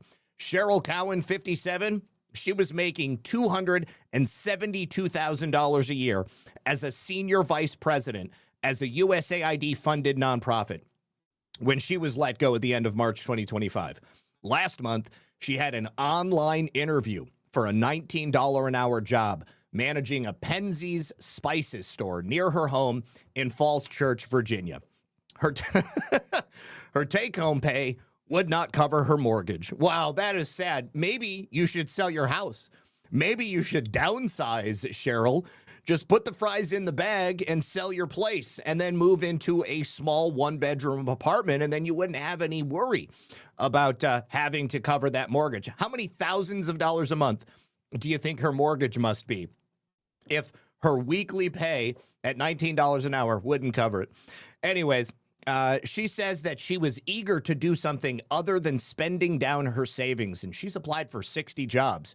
She has since been called back for one in-person interview. Aside from the salary, it would be fun. I could do it for a little while. Well, you really need to consider what you're going to be doing for the future, Cheryl. She has learned from online webinars on job hunting that her 3 decades of work in international development, including as the Peace Corps County Director for Benin, need to be papered over on her resume. Somehow, after 20 years of experience, you're suddenly trying to hide the number because it makes you sound old. Cheryl, they can probably tell you're old when they look at you. I mean, you know, look at me. I'm 47 years old. I'll be 48 this year. It's written all over your face. You can't do much to hide it. Unless, of course, she's gotten massive amounts of plastic surgery because she was making hundreds of thousands of dollars a year until she got fired from her government-funded, non-governmental job. I was writing in the blurb at the top of my resume, I have over 30 years of experience. No. Don't put in the year you graduated from Bucknell. The long months without work, she added, have made her doubt herself. Well, that probably is a question you should be asking yourself. Did I really do all those great things? Was I really good once? No one can answer that. And certainly the United States government can't answer it either, because nobody was checking your work for 30 years. Just because you reliably showed up someplace and received hundreds of thousands of dollars a year doesn't mean that you were doing anything of substance.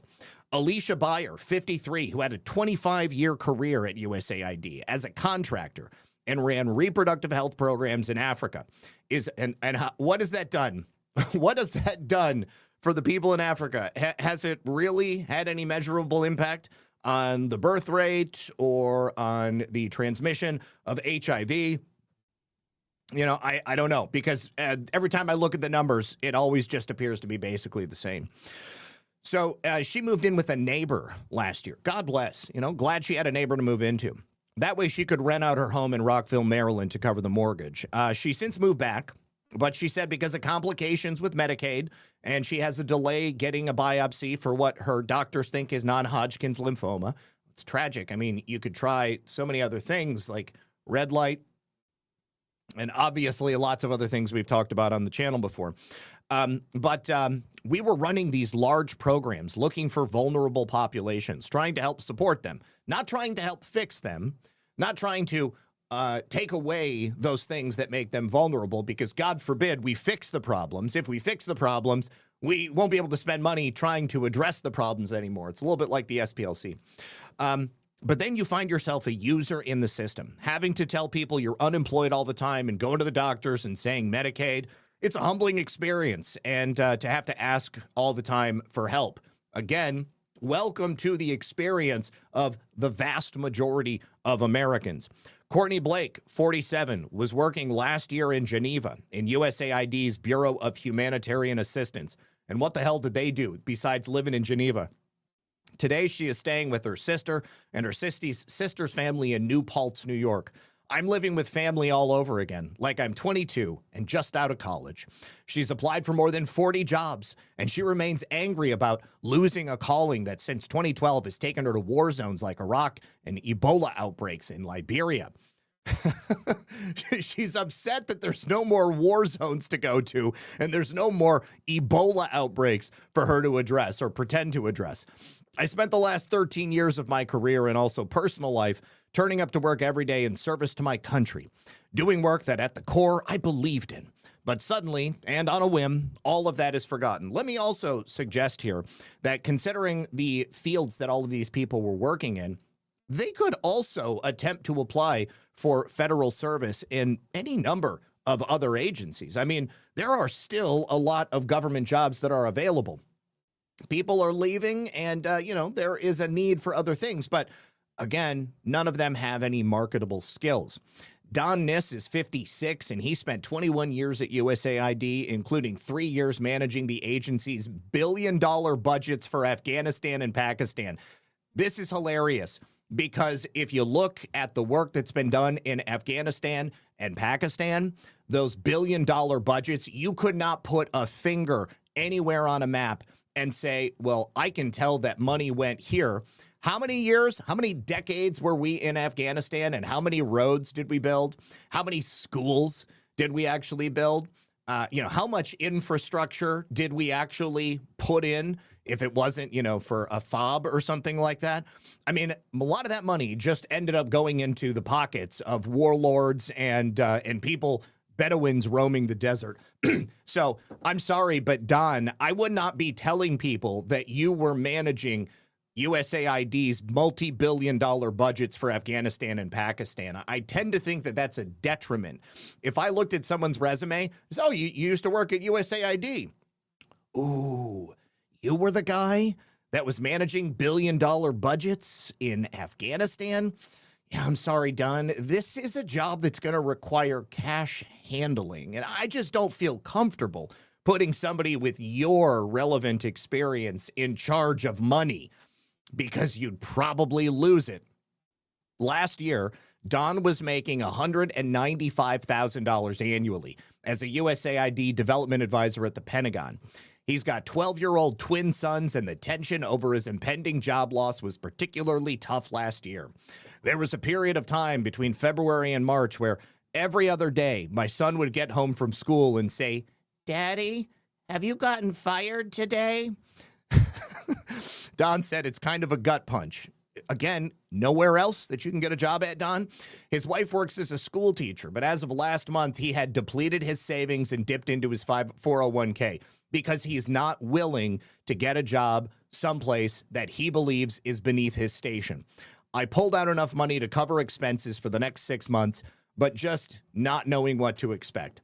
Jacqueline Devine was one of the very few to talk to the Times on record a year ago about losing her job as a contractor at the agency's Office of HIV and AIDS. Miss Devine, 66, is a behavioral scientist who worked largely in sub-Saharan Africa on HIV treatment. She spoke out because she said, "I have nothing to lose." A year later, her $200,000 income as an agency contractor has been replaced by $9,000 for teaching 2 courses in public health at Townsend University in Maryland.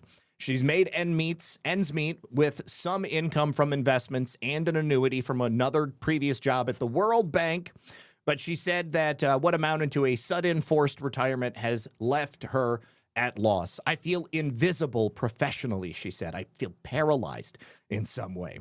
God, this is all so good. This is what they call Schadenfreude. Guy Martorana, 44. He was a foreign service officer in the Ivory Coast, and he's now back home in Birmingham, Alabama with his wife and infant daughter. He spends half of each day applying for jobs. He is up to 100. and he got fired a year ago, and he's only now applied for this 100th job. And at other times, he volunteers for a nonprofit that is continuing some of USAID's work in the peace promotion in the Northern Ivory Coast. But see, there's just no money for him to get a real job doing the stuff that he was doing before because he's no longer a professional spook. He stays in touch with former colleagues, but he says it's difficult. We're all applying for similar jobs. Of course, you don't want to tell people, hey, I just applied for this job. Somebody else is going to go ahead and undercut you. Samuel Port, 32, he's an Army veteran. He worked at a nonprofit helping manage USAID projects in South Sudan and Indonesia, has applied for more than 60 jobs. He said he was so discouraged at one point last year that he went all alone to Great Falls Park in Virginia. I sat down by the river and I cried a bit. And here he is right here. I can imagine that guy crying. Looks like he's wearing a commie fist pin as well. Emerald Dragon says, need a cold shower after reading all this, huh? Yeah, I'm pretty hyped up by it. Patty Linefingers says, Navy submarines, 500 men go out, 200 couples come back. Oh, my God. Thanks for the ride. Appreciate that. That's so funny. Okay. All right, now they're going to talk about the success stories, but again, I don't care about the success stories. I do want to show you a couple of these comments, though. Eric Schmidt hits the nail right on the head. He says the New York Times frames this as if USAID employees had a quasi-property right to high-paying taxpayer-funded jobs. In reality, this tells a darker story. We spent half a century debt financing a managerial class of leftists whose only qualifications were ideological. And, of course, you've got another one right here. $272,000 a year for a job at a nonprofit, paid for by the U.S. taxpayer, and she cannot find adequate employment elsewhere. What does that say about her? It's exactly what I said before. It says this woman is way overpaid for the skill set she had, which is yet another perfect example for why USAID was shut down in the first place. I'm sorry. Why are we supposed to feel bad for her? The average salary in the United States is around $63,000. It's hilarious this is coming from the New York Times because they're always screaming about fighting privilege and making the rich pay their fair share. And now they want the American people reading this article to feel bad that these people working fake jobs for over 5 decades in various locations around the world are no longer part of that privileged class that they are continually attacking. Absolutely insane. All right, you guys, before we continue, I have a quick message from our friends over here on Rumble that I need to bring to you, and then we will get back into it. My friends, you all know that banks are not your friends. They can freeze your accounts, they can shut off your cards, they can lock you out of your own money, and they can do it overnight because banks do not protect you. They control you. They own your money. And this is why real financial freedom starts with your ownership. Introducing Rumble Wallet. It's a non-custodial wallet built for people who refuse to give up control. With Rumble Wallet, you don't just buy digital currency like Bitcoin and Tether. You can also own Tether Gold, which is real gold on the blockchain. And through Tether Gold, you get direct ownership of physical gold bars. Each one of those gold bars is fully allocated. It's verifiable by serial number, purity, and weight. It's not paper gold. It's not an IOU. It is real gold without bank vaults or storage fees or gatekeepers. And you can buy, sell, or move it 24 hours a day, 7 days a week, even when traditional gold markets are closed. And if you want, Tether Gold can also be redeemed for physical gold, and that's pretty powerful. So if you want to support creators on Rumble, you can also use the Rumble Wallet app to tip them directly. And it's peer-to-peer and outside the banking system. There's no permission, no middlemen, no cancel button because the wallet is yours forever. So you can go to the App Store on your phone, the QR code that you see on screen, or go direct to wallet.rumble.com. Thank you very much to the good folks at Rumble. Okay. And moving on. Then I think that there were some people, they were... Okay, pro tip, if your NGO has to close its doors when the government stops funneling taxpayer dollars for you, then you are not a non-governmental organization. That's right. Every single one of these organizations was effectively, de facto, a government organization. Now, undoubtedly, one of those agencies that likely received money, perhaps indirectly from USAID, would have been an organization like the SPLC. And the SPLC getting indicted for funneling money illegally, fraudulently, to a whole host of so-called extremist organizations that they themselves were advertising that they worked against, is clearly pretty shocking. But it also turns out, as we started diving into yesterday, they had a very active political wing as well. It wasn't just advocacy. It just wasn't just informants at these organizations. It was, actively running their political and ideological enemies. And then it was also funneling money into the campaigns of Democrats all around the country. But I'd like to take you specifically to the election of 2020, because in 2020, the SPLC provided quite a bit of money to Fulton County, Georgia. That money in Fulton County, Georgia, went explicitly for the purchasing of additional absentee drop boxes. In fact, there was about $3 million that was spent in Fulton County to allow these drop boxes to be installed for the general and runoff elections. And we know this because it came from SPLC's own website. Now, this was done through one of their political wings called Vote Your Voice, and it was just one of a number of different sub-organizations that the SPLC had set up so that they could do some of this overtly political activity. Now, I would like to recommend to you guys a follow. We've read some of his work on the channel before. His name is Bitch You Need Soap. He's a great researcher. And I believe that he works with Data Republican, but you can follow him on X. And another action that they took during the 2020 election in Georgia's race, where President Trump had the election stolen from him, was in the ballot curing operation. Now, ballot curing is the process of taking a ballot that maybe has stuff missing from it and then reaching out to the person and getting more information and having them finalize the ballot. Essentially, that's what it is. But it takes ballots that would otherwise be invalid, and then it provides a way for the ballot curers to ensure that those ballots are counted. So the Democrat Party's Georgia 2020 ballot curing operation was run by this guy right here, Eric Balsbaugh. On his LinkedIn, he said, led in-person ballot cure operation in general and runoff elections in Georgia with a team of 5 staff and over 250 volunteers. Now, in 2022, his firm, New Ground Strategies, was paid $551,367.50 by one of those political wings of the SPLC, the SPLC Action Fund's Super PAC, which is called the New Southern Majority IE PAC. 6 payments were made between September 9th and October 28th of 2022. 5 coded advertising and digital and print, 1 for direct mail, all in the first 4 months of the PAC's existence. You can find this information by going to the FEC documents that are produced online at fec.gov. Now, those actions continued in 2024. Balsbaugh then became the senior advisor for voter protection at the Kamala Harris campaign. He's also a participant in the China West Dialogue, which is hosted by the Boston University's Global Development Policy Center, and he attended the Center for China and Globalization's April 25th, 2025 Washington Symposium. He's essentially the architect of the Democrat Party's Georgia ballot cure playbook. He is paid by the SPLC's political arm. He was running voter protection for Kamala Harris, and he is sitting in on these Beijing-linked think tank conversations. Now, he follows up by saying why this matters. Well, it's because the Southern Poverty Law Center was just indicted this week on federal fraud charges, obviously.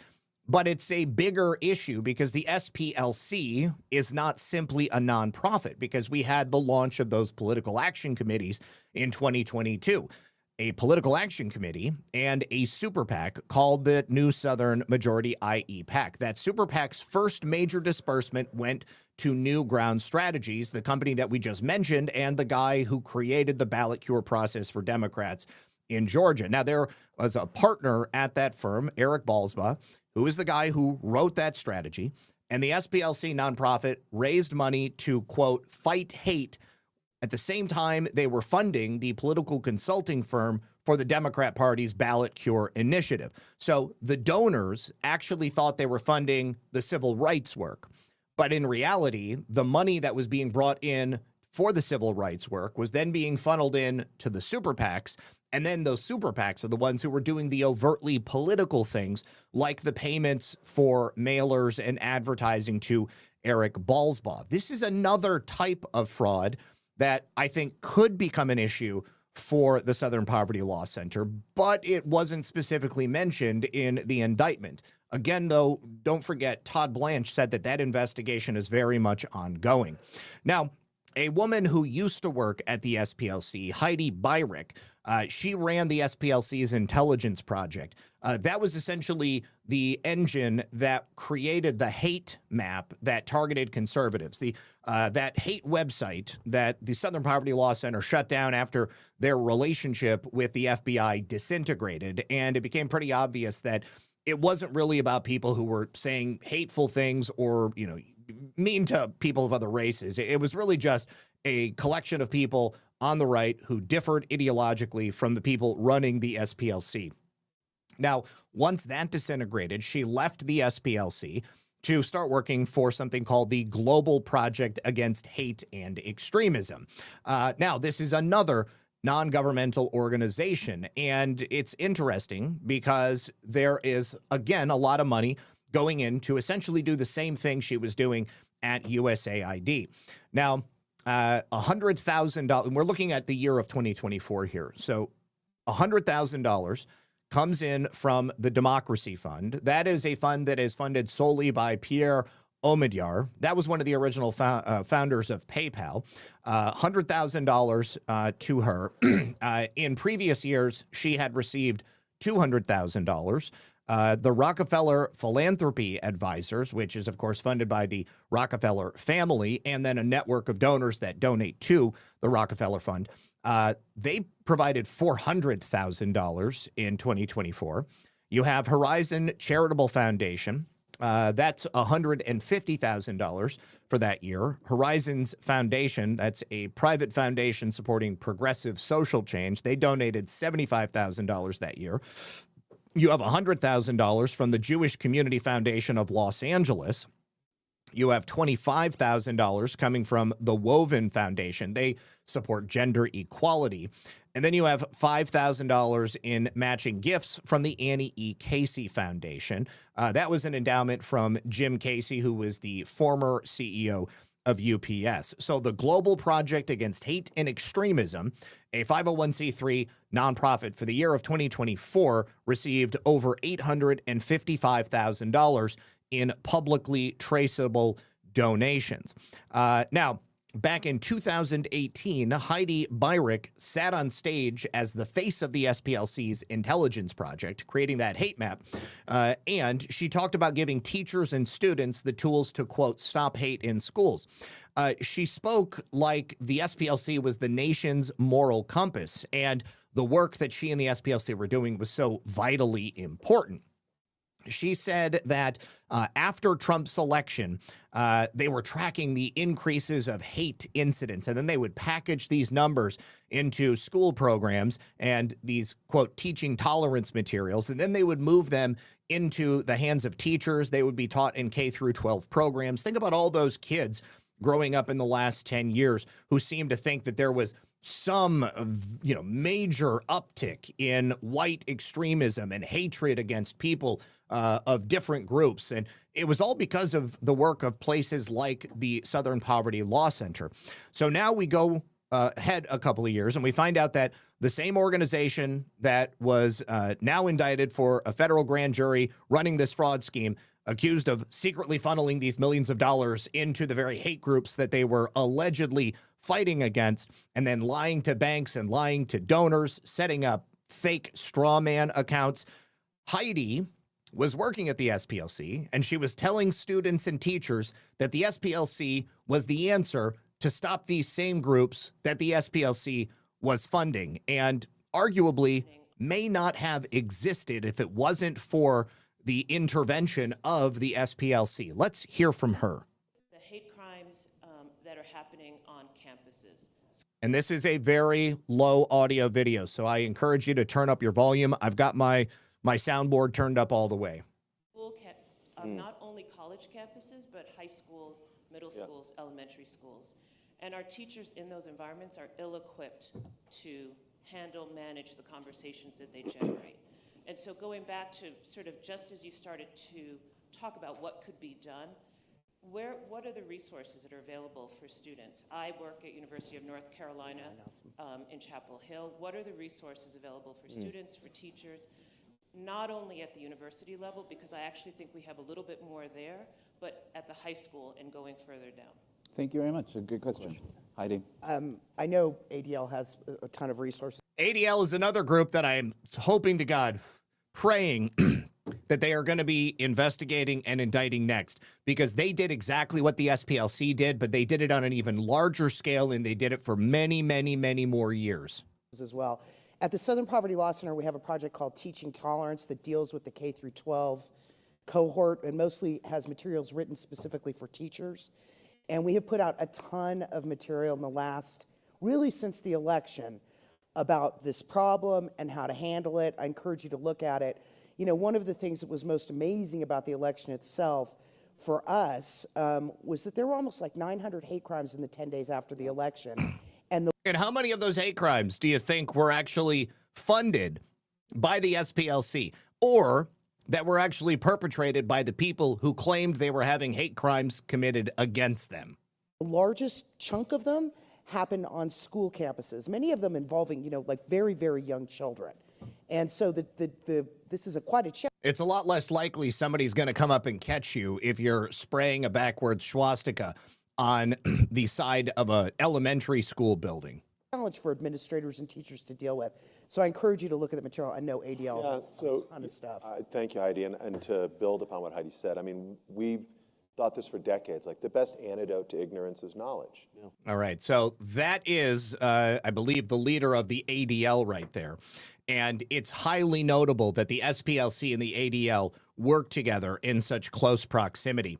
So Heidi Beirich, again, in charge of the hate map, here in another podcast, she ties the spikes in attacks, these hate crimes that she mentions, with the 2016 Trump election. And again, parroting the same talking points that somehow President Trump's presence gave license to these extremism, that his presence made it mainstream. All the while, she and the SPLC were actually funding these organizations, making them stronger, making them more visible, making them arguably a story and something for them to fight about. She said it wouldn't really matter if he came out and forcefully condemned it, even though every chance that he did, he condemned people who did terrible things. And in her view, people hear what they want to hear anyways. So once that language is out there, the effect sticks. But look at how she and the SPLC talked about BLM. BLM, of course, has since been found to have committed all manner of fraud. Individuals at specific chapters of BLM all around the country used the tremendous amount of money that was raised off the backs of so-called hate crimes to fund their lavish lifestyles, to buy property, to buy cars, to spend it on useless things. They were explicit that Black Lives Matter wasn't a hate group and said that there wasn't real evidence its activists were driven by hateful or supremacist motives. By very nature of BLM's name, that identifies them as a group that is interested in supremacism. Anytime that you raise one race or one group above another and you make that your entire mission, you are a supremacist for whatever that group is. There were obviously riots, acts of violence taking place all around the country. From the very beginning, BLM was illegitimate. And again, it was also funded by organizations like the SPLC and the same dark money networks that were funding all of these groups all around the country. Now, one more from Bitch You Need Soap. The SPLC is in a very precarious situation, a legal box with no clean exit. So in order to defeat the charges that have been brought against them by the federal government, the donor fraud charges, they're going to have to argue something nearly impossible, that the informant program was legitimate intelligence work that was coordinated with federal law enforcement, because that's exactly what their current CEO, Brian Fair, said in the video that they released on April 21st. But once they make that argument in court on the record, they're going to have several additional problems. Because number one, just as the DOJ said, the donors to the SPLC did not give money to fund FBI-coordinated intelligence operations, even if they had some specific noted working relationship with the FBI. They still defrauded their donors in order to maintain this so-called informant network. And so that is separate from the criminal aspect being brought by the DOJ. That is a civil issue. And quite honestly, I don't see a world where they haven't already opened themselves up to massive class action exposure. The basis of the donor organization relationship has already been destroyed. And so anybody who was giving to the SPLC is now going to be looking at their checkbook and saying, well, what am I donating for? Am I donating for them to pay the Ku Klux Klan and the neo-Nazis and Patriot Front? Or am I donating to them to fight the neo-Nazis and the KKK and the Patriot Front? Or am I alternately donating to them so that they can run informants for a federal government investigative agency like the FBI? Neither is the reason that they signed up. Their 501c3 status does not cover them legally to serve as a federal intelligence contractor.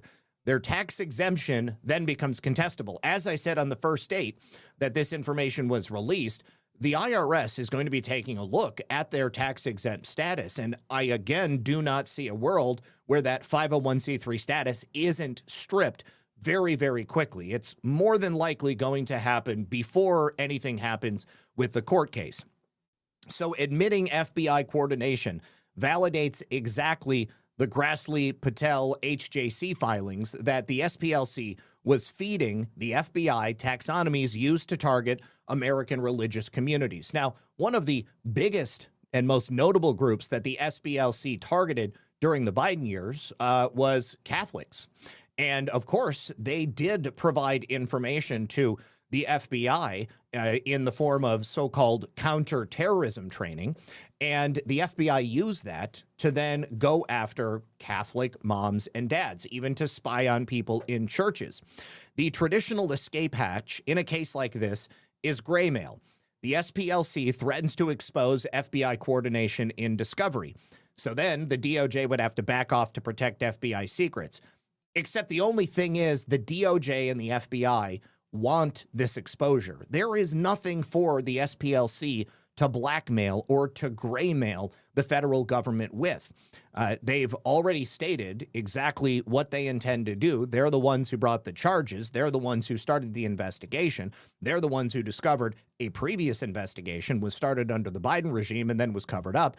And the current administration is also the same one that cut ties with the FBI, cut ties with the SPLC because they did not like what they were doing. So Chuck Grassley released documents in June. The Weaponization Working Group was already mapping the activities of the SPLC. They've exposed the FBI wrongdoing under the Biden regime and have suggested that it's exactly what they were hoping for. They want that information to be out in the public. So for the SPLC in this circumstance, the gray mail isn't going to work because the target that they would go after, the FBI and the DOJ, doesn't want to protect what the SPLC might know. It was a whole different regime. It was a different group of people. So that narrows the options that the SPLC has in this instance. They would have to plead to reduced charges or narrower charges. And then, of course, they would have to accept the reputational damage that's going to come along with the information that they would be forced to admit in court. And, of course, they could also choose to go to trial, and then every aspect of what they were doing would be meticulously dragged out in the course of the court case, and they might put more people individually at risk by doing so. And they would definitely destroy their reputation, and they would not survive as an organization. And they would also have to spend probably the majority of the money that they do have, because most people who currently are donating to the SPLC are probably not going to want to be seen as donating to the SPLC. This is an untenable situation for them, and I absolutely love it. Hold on. What did I just close? Okay, yeah. Saw that. Did that one. All right. Now, I'd also like to just mention here, because I didn't know this yesterday, but we talked about Jocelyn Benson. It is highly notable, the timeline that the DOJ and the FBI is looking at, because it encompasses the entirety of the time that Jocelyn Benson was at the SPLC. She began as an appointee on the board of directors at the Southern Poverty Law Center in 2014. That's the exact same year the Department of Justice says that the SPLC started paying the KKK, neo-Nazis, and other extremist groups. And of course, as you know, Jocelyn Benson is the current Secretary of State of Michigan. She's also the leading candidate for the Democrats in the governor's race. So I said yesterday that I think Jocelyn Benson could very likely be implicated in what the DOJ is alleging the SPLC has done. And at the very least, it's incumbent upon her to come forward and say what it is she does know, or what she knew at the time, or to directly accuse other people of engaging in this behavior right under her nose. But I think that that's probably not going to happen. I believe that Jocelyn Benson is probably not going to make any public statements about this, in the hopes that she's obviously not going to be implicated. But I have to believe that that is exactly what they're doing right now, is investigating every single person that was on the board during that time. Because let me just tell you, as a person who has worked at nonprofits, the accounting for nonprofits is exacting, and it has to be if you want to hold on to your 501c3 status. And this is also something that you would speak about at a board meeting with people that are working at the nonprofit in question. So Jocelyn Benson undoubtedly would have been present at board meetings where these specific expenditures were discussed. And I don't see a world where she doesn't know everything that was happening there. So the fact that they only went back to 2014, which is the year Jocelyn Benson joined the board, I tend to think that that is pretty notable. All right. Now, also, in addition to their political action committees, and of course, they would use those to support specific candidates. Yesterday, we learned that they definitely supported Jon Ossoff. They've given him over $150,000. We also have a case of another Democrat politician, the Ohio State Senator, Casey Weinstein. Casey Weinstein publicly claimed to have been the victim of a so-called Nazi attack. This so-called Nazi attack led him, in his words, to donate to the SPLC. But it turns out that his wife at the time was actually an employee of the SPLC. So yesterday, someone asked Casey if he disavowed the SPLC after it was revealed that they were funding these extremist groups. And he responded, LOL, no. I would imagine that's probably because he knew exactly what was going on at the time. You can see his wife has worked there since 2012, and this event, this must be her resume from 2023, because it only goes up to 2023. But Casey Weinstein said in August of last year, the Nazis were back in Hudson today and shouting my name out too. So Amanda and I decided that every time they show their faces, even behind their masks, and spout their bile in my district, I'll make a donation to the ADL Cleveland, the preeminent organization fighting anti-Semitism, to the Southern Poverty Law Center, which tracks and fights hate groups nationally, and to the NAACP, which fights for civil rights and justice for people of color. To these Nazis who apparently read my page, know that your bigotry only strengthens my resolve to stop this disgusting cycle of hatred you are desperately and pathetically trying to perpetuate. And I promise you, I'm just getting started. And here, William Wofford says, hey, Senator, are you going to disavow the Southern Poverty Law Center? And he says, LOL, no. Yeah, fake, fake, fake. This is all part of a public relations campaign. He and his wife know exactly what they're doing. This is not something that just occurred organically.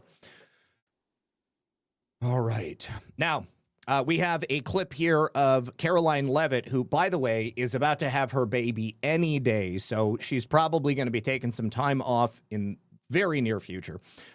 She is commenting as the official commentator from the White House on the situation with the SPLC.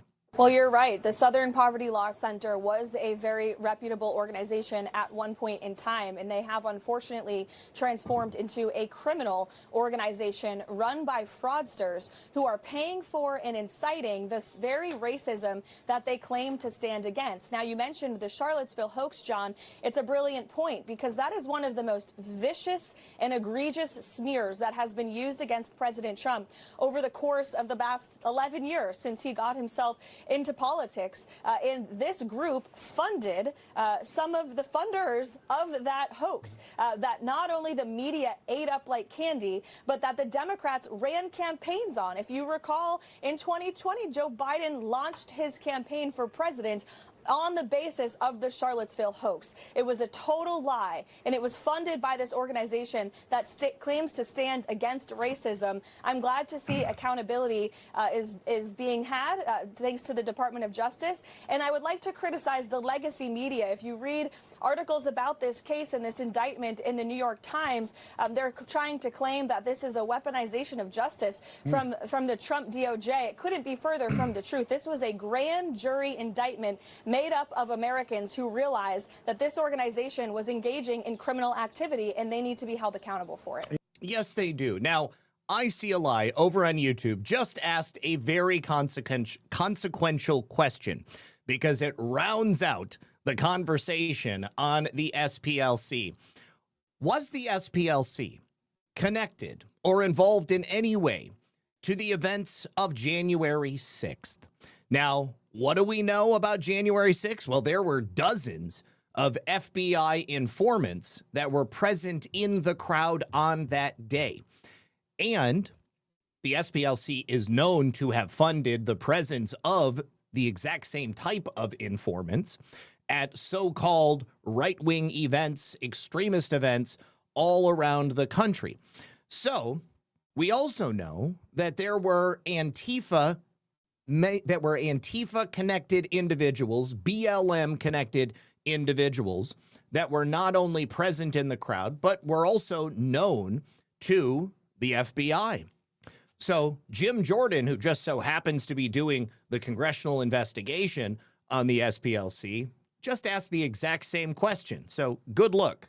Here's the question I have, and you touched on this earlier. So we know there were 26 confidential human sources at the Capitol on January 6th. 17 entered restricted space, 4 went in the Capitol. None of them were charged with a crime. Some of them were paid by the FBI. I want to know if the people the FBI were paying then, if any of them were also being paid by the Southern Poverty Law Center. Were these informants, were these sources, were they being paid by the Southern Poverty Law Center and the government? I'd like to know that because we know that the Biden administration, their Justice Department, was working with the Southern Poverty Law Center to come in and train prosecutors, help prosecutors recognize extremism, whatever. So I think that's a fair question, and we're digging into that. I mean, we've been looking at this for a long time, and here's the one thing. I always point this out. The only thing we ever get wrong when we start these investigations, the only thing we ever get wrong is it's always worse than we thought. It is always worse. When we get in and get the facts, it always turns out to be worse than we thought. And now we see, here's what they were up to, fomenting this, doing this, and paying informants $3 million. It said that they were paying out to these guys to foment hate instead of trying to combat it. I would be very surprised if the actions of January 6th do not inevitably connect to the Southern Poverty Law Center, because it would be the exact same playbook that we've seen them already be connected to and accused of in these other locations. So I think that Jim Jordan is asking the right questions right there. Now, before we continue, parents, I've got a brief message I want to bring to you about America hitting a major milestone. We're coming up on our 250th birthday, 250 years of freedom, grit, sacrifice, and the greatest experiment in self-governance the world has ever seen. It's the perfect moment to help your kids and grandkids understand why this country matters, not just the fireworks and the hot dogs, but the story behind it all. And luckily, there is a free guide called The Kid's Guide to America's 250th Birthday. It's a great way to introduce your kids to how America began, who the founding fathers were, what it was they risked, why the ideas they were fighting for still matter today. And this guide is going to send them back to that very moment when those brave men signed the Declaration of Independence, knowing they were risking everything for freedom. It's going to break it down in a way that they can easily understand and, more importantly, enjoy. It's not going to water it down and make it feel like schoolwork. So if you care about raising kids who want to know where this country came from, and you care about telling them why it's worth preserving, this is something you're going to want to grab. The best part, it's completely free with this special offer. You only pay the $2 for shipping and handling. So just head on over to freeusabirthday.com. That's freeusabirthday.com. And the Kid's Guide to America's 250th Birthday is there for them today. America's story matters. Make sure the next generation knows it. Thank you very much. Okay, thank you also to Sean Joe for the cookie, Just Josie for saying thanks for what you do. Dale Bercier, good to see you, Dale, for the ship. Thank you. Keep up the great work, brother. Great time to be alive. Where we go one, we go all worldwide. One Thunder, thank you for the can. Sulfanol says, are we watching 20 million angels fall from government jobs? Man, I don't think quite 20 million, but a good number. Sean Joe, thank you for 2 cookies. M. the Painter says, Bureau of Humanitarian Assistance. Sounds like Clown in America gun running. That would be one of the things that USAID was definitely doing. Sean Joe, thank you for the cookie. 8088 Y Digital says, I have zero sympathy for these retards. I don't, yeah, you're not alone. Super D, thanks for the cookie. Good Dog says, Sparta. Also, 4547. Boys Blanc 89, thank you for the cookie. And Sean Joe, thank you for the cookie as well. All right. Now, we do have a update on the situation with James O'Keefe and Matt Tierman's attempts to get a restraining order against him. Now, obviously, they had the temporary restraining order that was granted. That is par for the course. There is going to be another court hearing where Tierman and James O'Keefe both have to appear and present evidence against each other. At that time, James O'Keefe's restraining order will not be in place. I think that Tierman's undoubtedly will, however. But as a consequence of Tierman bringing the temporary restraining order as a domestic violence order at the beginning, James O'Keefe was ordered to surrender all of his firearms. Now, earlier today, the Palm Beach police showed up at James O'Keefe's office to collect his firearms. Well, shortly after that, a judge deemed that this was not warranted, and he overturned the firearms prohibition, and James O'Keefe did receive his guns back. He only didn't have them for a brief period of time. But it is Orwellian, just completely ridiculous that the Palm Beach police, Palm Beach sheriff's deputies would go in and serve James O'Keefe with this domestic violence restraining order when it's obviously not a domestic violence situation. Matthew Tierman, in my estimation, is a total scumbag. He's the guy that pushed James O'Keefe out of the Project Veritas board. And James said earlier today, Palm Beach County Sheriff's Department this is from when it all went down initially. Palm Beach County Sheriff's Department just served me with a domestic violence restraining order from Matthew Tierman, the former board member from Project Veritas, who said he wants to murder me. Despite admitting multiple times on hidden camera he wanted me dead, Matthew Tierman filed a restraining order against me in Miami-Dade County, saying things such as, I would kill O'Keefe because he is one of the most evil people I've ever known. He even shot up my book with rifle bullets through my heart on the cover, and the audacity of evil has no bounds. So during the encounter that was recorded in Miami Beach by the O'Keefe Media Group, Honeypot, Tierman admitted also to being an FBI Southern District of New York informant. So then Tierman responds by slapping James with this restraining order. James went and appeared before the court in Miami. The judge extended the TRO and ordered James to surrender his firearms. So the O'Keefe Media Group headquarters were visited yesterday by the Palm Beach Sheriff's deputies to confiscate James O'Keefe's guns. And I believe this is O'Keefe Media legal representation right there.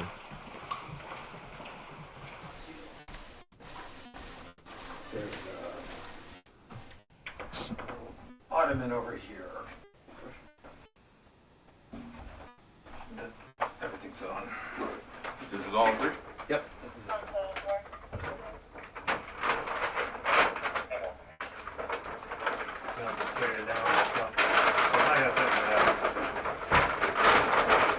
I could definitely go in the back. Yeah. Yeah, It's on the paper. Date of birth and everything? I'll get it when we get down, make sure. And he didn't have any, no, we good. Alright. We'll figure it out. You guys need anything from him? We just need his, I mean, as long as we... I've got his date of information. birth. Okay, we'll grab that. Okay. Alright. All right, so obviously people were very upset about this. James posted it, said, the police just came to my office. They took all my guns. Well, luckily, earlier today, Judge Mary E. Motto overturned the firearms prohibition. And at the hearing in Miami, he said, or she said, Mr. O'Keefe is free to pick up his firearms in West Palm Beach at the sheriff's office. The judge said, I appreciate your compliance, Mr. O'Keefe, with this court order, despite your objection, but I'm deleting those provisions, which would be the prohibitions on your Second Amendment rights, as it should be. I mean, James is not a danger to Matthew Tierman. If anything, Matthew Tierman is a danger to James O'Keefe. So glad to see he's getting that back. Emerald Dragon says, thanks for putting up with my outlandish comments and even reading them on the air. Of course, it's always a good laugh. All right, now, I have what may appear initially to be some bad news. The Department of Justice has just dropped their criminal investigation into the chairman of the Federal Reserve, Jerome Powell. However, this action was one that they were forced to take in order to make sure that Jerome Powell does not remain in his position at the Fed for any longer. This, in fact, will clear the way for President Trump's new Fed chair nominee, Kevin Warsh, to be confirmed.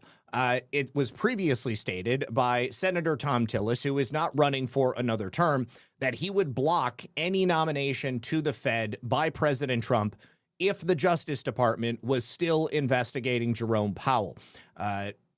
Thom Tillis is essentially protecting Jerome Powell in the same way that Judge Jeb Boasberg is attempting to protect Jerome Powell. So Jeanine Pirro was forced to make the announcement this morning. She said this morning, the Inspector General for the Federal Reserve has been asked to scrutinize the building cost overruns in the billions of dollars that have been borne by taxpayers. So the investigation continues, but the Inspector General does not have the power to indict. They only have the power to make recommendations. Of course, it would be the Department of Justice that would indict after this investigation. She continues by saying the IG has the authority to hold the Federal Reserve accountable to American taxpayers. That's in a manner of speaking. I expect a comprehensive report in short order, and I'm confident the outcome will assist in resolving once and for all the questions that led this office to issue subpoenas. Accordingly, I have directed my office to close our investigations as the IG undertakes this inquiry. Note, and this is what is important because her dropping the investigation for now does not preclude her from picking the investigation up in the future. She says, I will not hesitate to restart a criminal investigation should the facts warrant doing so. And this investigation, when it began back in January, really went nowhere because Jeb Boasberg squashed the subpoenas that the DOJ had sent to Jerome Powell, effectively negating the DOJ's ability to take the investigation any further. It was stated that Powell had asked the central bank's inspector general to conduct an additional review of the ongoing renovation, and the Senate lawmakers who had previously grilled Powell over what they depicted as lavish upgrades to the headquarters were not in line with the testimony that Powell had given previously to Congress. This whole debacle began back in 2017. The initial cost was $1.9 billion. That was still a lot of money back then, but for some reason, they never began construction until 2021. And then, of course, everything got more expensive. It ballooned to $2.5 billion from the so-called unforeseen conditions.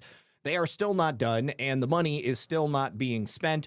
They claim that there was more asbestos than anticipated, there was toxic contamination in the soil, and a higher than expected water table. So Jerome Powell was criminally referred to the Justice Department in July of last year, but it was Jeb Boasberg who ensured that the investigation could not proceed any further. Without the ability to issue enforceable subpoenas, Jerome Powell was under no obligation to give anything to the Department of Justice, and of course, he wasn't going to do that. Jerome Powell, once he is no longer at the Fed and Kevin Warsh is in the Fed, Kevin Warsh will be able to hand over every bit of information that the Fed has on their ongoing construction. And of course, it will be not a difficult thing at all to bring the criminal investigation back and hold Jerome Powell accountable criminally if they're able to do that. I sincerely hope that they are.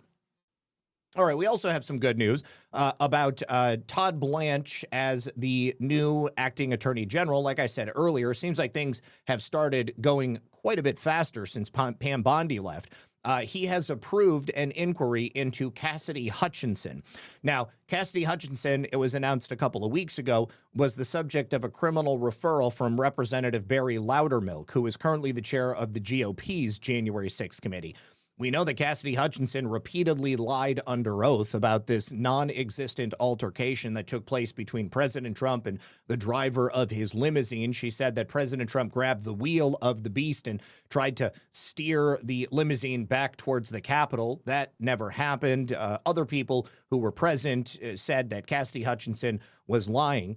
And also, it's being reported that Todd Blanche is also reviving the ongoing case against James Comey, and he also plans to subpoena Fani Willis's bodyguards related to her paid government travel and, of course, her affair, most likely, with Nathan Wade, her boy toy that was hired at a rate much higher than anybody else who had practiced law in Fulton County. And there is continued and ongoing activity related to the criminal investigations going on into former CIA Director John Brennan. So all of these things, just quick hits that in the very near future, I'm hoping we're going to have a lot more information on.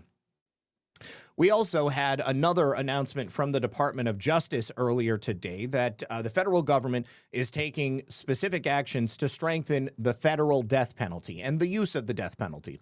One of those actions is bringing back the firing squad. President Trump mentioned this, I believe, back in January, that he thought it would be a good idea. I'll tell you what, it's a quick, easy, and very inexpensive method of putting people to death, rather than giving them an expensive cocktail of drugs and having to pay medical staff to be on hand, or even flipping the switch on the electric chair and watching somebody fry, or perhaps dropping pods of cyanide into hydrochloric acid and then sealing off a room and letting somebody suffocate to death. If you've got 5 guys who are all pretty good shots, have them stand 6 feet away from somebody who has committed some heinous act. You put bullets in all of them, or you put bullets in just one of them. Everybody pulls the trigger. 4 of them have blanks. 1 of them has a real bullet. And then somebody ends up shooting the person in the head who committed some terrible act. I am completely in favor of it. It would put somebody to death for about $1.50 rather than spending thousands upon thousands of dollars. So the Department of Justice has acted to restore its solemn duty to seek, obtain, and implement lawful capital sentences. This is going to clear the way for the department to carry out executions once death-sentenced inmates have exhausted their appeals. Among the actions taken are re-adopting the lethal injection protocol utilized during the first Trump administration, expanding the protocol to include additional manners of execution like firing squads, and streamlining internal processes to expedite death penalty cases. These steps are critical to deterring the most barbaric crimes, delivering justice for victims, and providing long overdue closure to surviving loved ones. The prior administration failed in their duty to protect the American people by refusing to pursue and carry out the ultimate punishment against the most dangerous criminals, which include terrorists, child murderers, and cop killers. Under President Trump's leadership, the Department of Justice is once again enforcing the law and standing with victims. On President Trump's first day in office, you may remember he directed the Department of Justice to prioritize seeking death sentences in appropriate cases, promptly carrying out those sentences, and strengthening the use of the death penalty. Since that time, the department has taken sustained action to implement that directive and reversing the Biden era's efforts to erode the death penalty. So under the Biden Justice Department, Merrick Garland broke sharply from their longstanding tradition to approach capital crimes and took extraordinary steps to weaken, delay, and dismantle the death penalty. In doing so, they inevitably caused harm to the public and specifically the Biden Justice Department, number one, imposed an indefinite moratorium on executions based on a deeply flawed analysis, asserting that the existing federal practice of execution by lethal injection with pentobarbital could not be carried out without risking unnecessary pain and suffering. Number two, they declined to seek the death penalty in many horrific cases, even where career prosecutors and Biden's own U.S. attorneys would recommend it, which included cases involving child rapists and murderers, racially motivated mass shooters, gangsters and drug dealers who murdered law enforcement officers, government witnesses, and informants. Number three, they abandoned capital prosecutions that prior attorneys general had lawfully authorized and that federal prosecutors were actively litigating against the wishes of victims' families and career prosecutors. And number four, urged President Biden to effectively empty federal death row by commuting the death sentences of 37 of 40 death row inmates based on Attorney General Garland's personal opposition to the death penalty. And they didn't bother to ask the families of any of the victims. Things are changing under current leadership. President Trump and Acting Attorney General Todd Blanche and the Justice Department are committed to correcting these failures previously mentioned and restoring the lawful administration of the death penalty. The department has rescinded the Biden-Garland moratorium on federal executions and authorized seeking death sentences against 44 inmates. Acting Attorney General Todd Blanche has already authorized seeking death sentences against 9 of these defendants, which include 3 MS-13 gang members, 2 of whom are illegal aliens, all accused of murdering federal witnesses. Today, the Justice Department took these additional steps to better achieve public safety and deliver justice to victims of the very worst crimes. Number one, released the Restoring and Strengthening the Federal Death Penalty report. This examines the actions of the Biden-Garland Justice Department and, after a thorough analysis, finds the use of pentobarbital to carry out death sentences is consistent with the Eighth Amendment. Number two, directed the Federal Bureau of Prisons to reinstate the execution protocol adopted during the first Trump administration, which relies on pentobarbital. Number three, they directed the Bureau of Prisons to expand the execution protocol to include additional manners of execution, such as the firing squad. I wonder if there's any other ones that they're not specifically mentioning, like guillotines or something like that. Number four, directed the Bureau of Prisons to examine reallocating or expanding federal death row or constructing an additional execution facility to permit additional manners of execution, maybe like guillotines. And they directed the Office of Legislative Affairs to finalize and deliver a comprehensive legislative proposal to Congress that will improve public safety and better achieve justice for victims. Personally, I think that they should also publicize death penalty cases. I think that they should put that stuff on TV, stream it on the internet, okay? Stream it into areas of high crime and murder, and let people know that, you know what, this is something that could happen to you. Don't kill people, because then the government is going to have to kill you. In the coming weeks, the department plans to take the following additional steps. Consider a rule that will empower states to streamline federal habeas review of capital cases. If it's adopted, the rule will reduce by years the period between conviction and execution in state capital cases. Publish a proposed rule prohibiting capital inmates from submitting clemency petitions and the Office of the Pardon Attorney from considering such petitions until court decisions in the inmate's direct appeal and first collateral attack are final. And finally, revise the Justice Manual to return the department to its historic approach to capital crimes, streamline the process for seeking death sentences, and ensure appropriate consultation with victims' families. Pay-per-view, there you go. Could be a revenue-generating tactic as well. All right, now, I bring that story up with this story following because this may be one of those people that we see put forth in the new capital punishment policy for the federal government. This is a woman by the name of Shantae Lachey O'Donnell. There is a security video of her shooting a gas station clerk at a Shell gas station in Colombia during a robbery. And it went viral because she uploaded a video of her own shortly after the incident took place. She not only announced that she was, in fact, the person who shot this gas station clerk, and she claimed that she was going to do it again. She said, I want to let everybody know that I'm about to go rob someplace else, and this is how I get my money. She laughed about it, and she also claimed that she is God and that nobody can catch her because she's untouchable. Now, she may have done this simply to give herself a plausible reason to have an insanity defense, but she's crazy if it wasn't. Remember, I said I'll go first. Well, that's what I'm doing. You're going to start seeing me everywhere. When you're going to take your fight off the internet, all you do is talk. Well, I jumped off the porch. Give me a little bit of time. I'm going to be seeing some of y'all.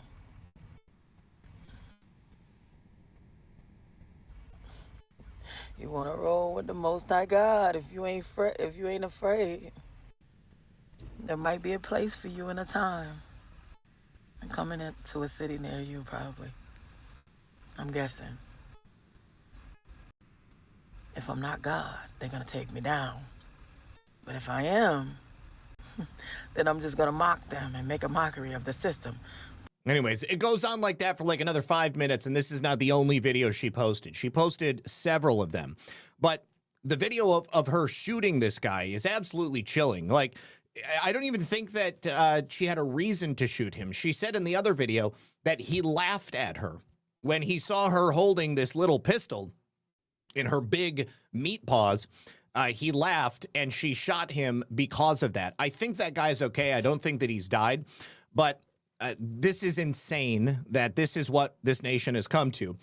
This is not, again, an issue of people owning guns, although undoubtedly if the left talks about it, that's the argument that they're going to make.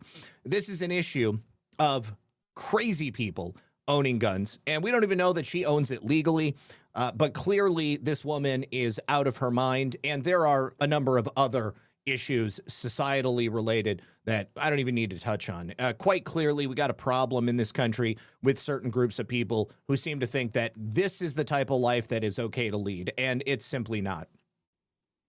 All right, now we also have an announcement from the White House Task Force.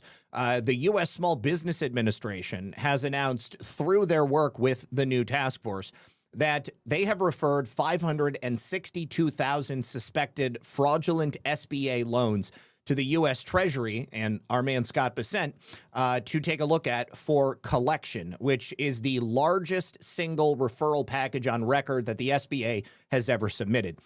Out of these 562,000 loans, we're talking about $22.2 billion in delinquent Paycheck Protection Program and COVID economic injury disaster loans that were paid out and then previously flagged for suspected fraud. And that fraud was suspected during the Biden administration, but they never bothered to send these over to the Treasury to put them into collections. And they were also never referred to the Department of Justice for investigation for criminal activity. Both of those things are happening now. So the 562,000 people that are connected to these loans are hopefully going to find themselves in prison. I think that we will go ahead and end with this right here. Because John Cornyn obviously is going to lose his race. But even before he was being pushed out by the current Attorney General of the state of Texas, Ken Paxton, John Cornyn's team put up a YouTube video on his official Senate channel where he promised to illegal aliens in Texas that he was going to be pushing for amnesty for illegal aliens. And for whatever reason, he left it up on his YouTube account and people found it.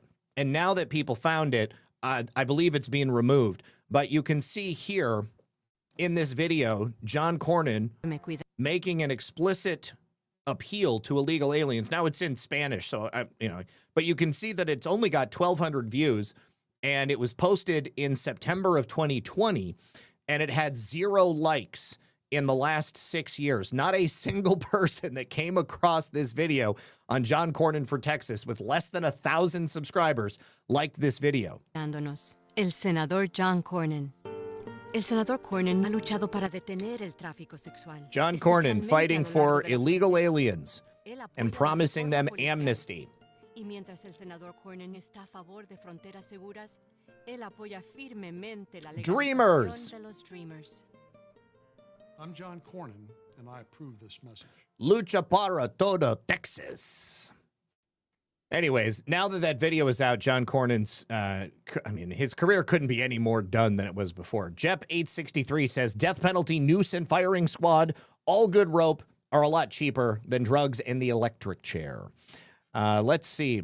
Thank you very much to Sean Joe for the cookie, Boys Blanc for the cookie as well. Appreciate you, friend.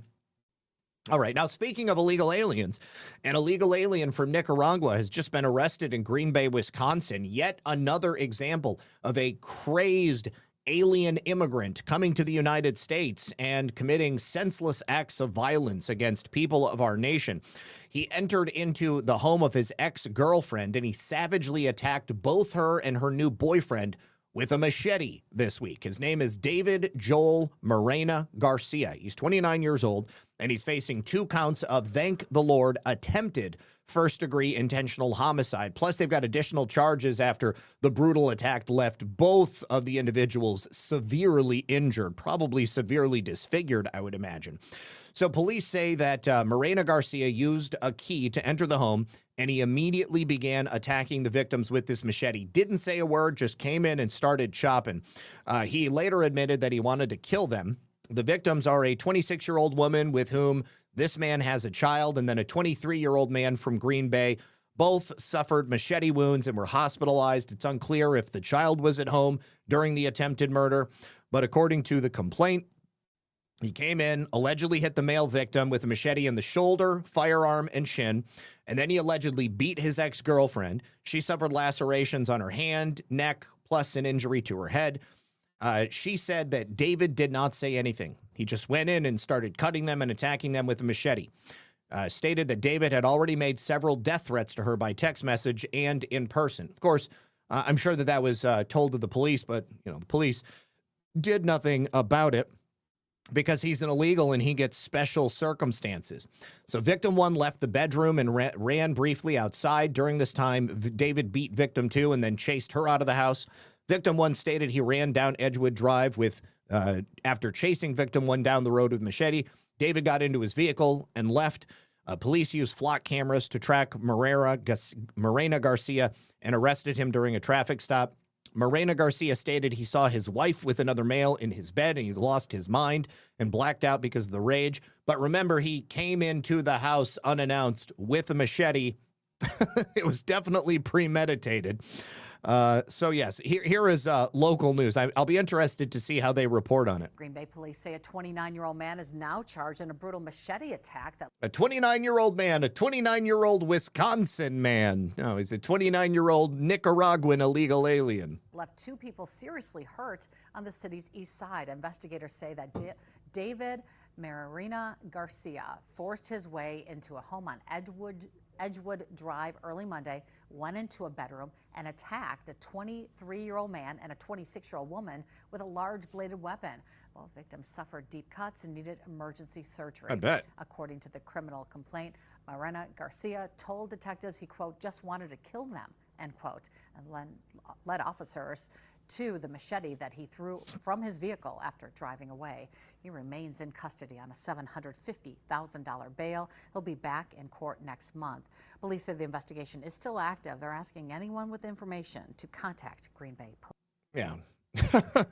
I mean, what else do they need? How much more do they need? Now, you're probably not going to believe this, but court records show he already had a criminal history. Big surprise. He had 3 guilty verdicts for operating a vehicle without a valid driver's license. He also had an open hit-and-run case. and we don't know anything more about the people that he attempted to hack up. We also have another tragic and completely avoidable situation with an illegal alien. This time, an illegal alien from India arrested in San Antonio, Texas. He attempted to eat the face of a 3-year-old child. So the mother described the unprovoked attack like a scene out of a horror movie. The suspect you see on screen, 24-year-old Athara Vyas, was arrested on scene on Sunday after a bystander physically restrained him, and then San Antonio police were able to show up. So he just pops out of the woods in Espada Park, and he randomly punches the mother in the face, and then he starts biting the face of the 3-year-old. According to police and court records, he approached the 27-year-old. Her name is Gabriela Perez. She was obviously at the park with her family. He grabbed her by the hair, punched her in the face, caused her to fall to the ground, and she dropped her 3-year-old daughter when she fell. Then he jumps on the toddler, begins biting her face, obviously caused some pretty severe injuries, including the loss of 2 teeth and significant gashes to her face where he tried to eat her. He tried poking the 3-year-old's eyes out with his thumb. Then he hit the woman. He was a big man. I just remember laying there and looking for my daughter, and I see him on top of her trying to do the thumb in her eyes. Perez said Vyas began biting her daughter's face and said it was like a scene out of a movie. I think when everyone was there, I got up and I was like, is this an effing zombie movie? What the heck? I think we can actually hear directly from the mother right here. A random attack at a Southside park over the weekend has a San Antonio mother in shock. Her 3-year-old daughter is recovering tonight from wounds from a total stranger. It all happened Saturday at Espada Park while Gabriela Perez and her family were fishing. That's when a man appeared out of the woods and began punching Perez and grabbing her by the hair, causing her to drop her daughter. That's when it is said the attacker started biting the little girl's face. Perez says it was a scene out of a horror movie. I think whenever he was, like, everybody was already there, I got up and I was like, this is a zombie movie. Like, what the heck? Can you imagine being this little girl and being traumatized from this event? She's obviously recovering, but she's afraid. If I were her, I would never want to go out publicly ever again. She is now refusing to go to daycare. She doesn't want to be separated from her mom.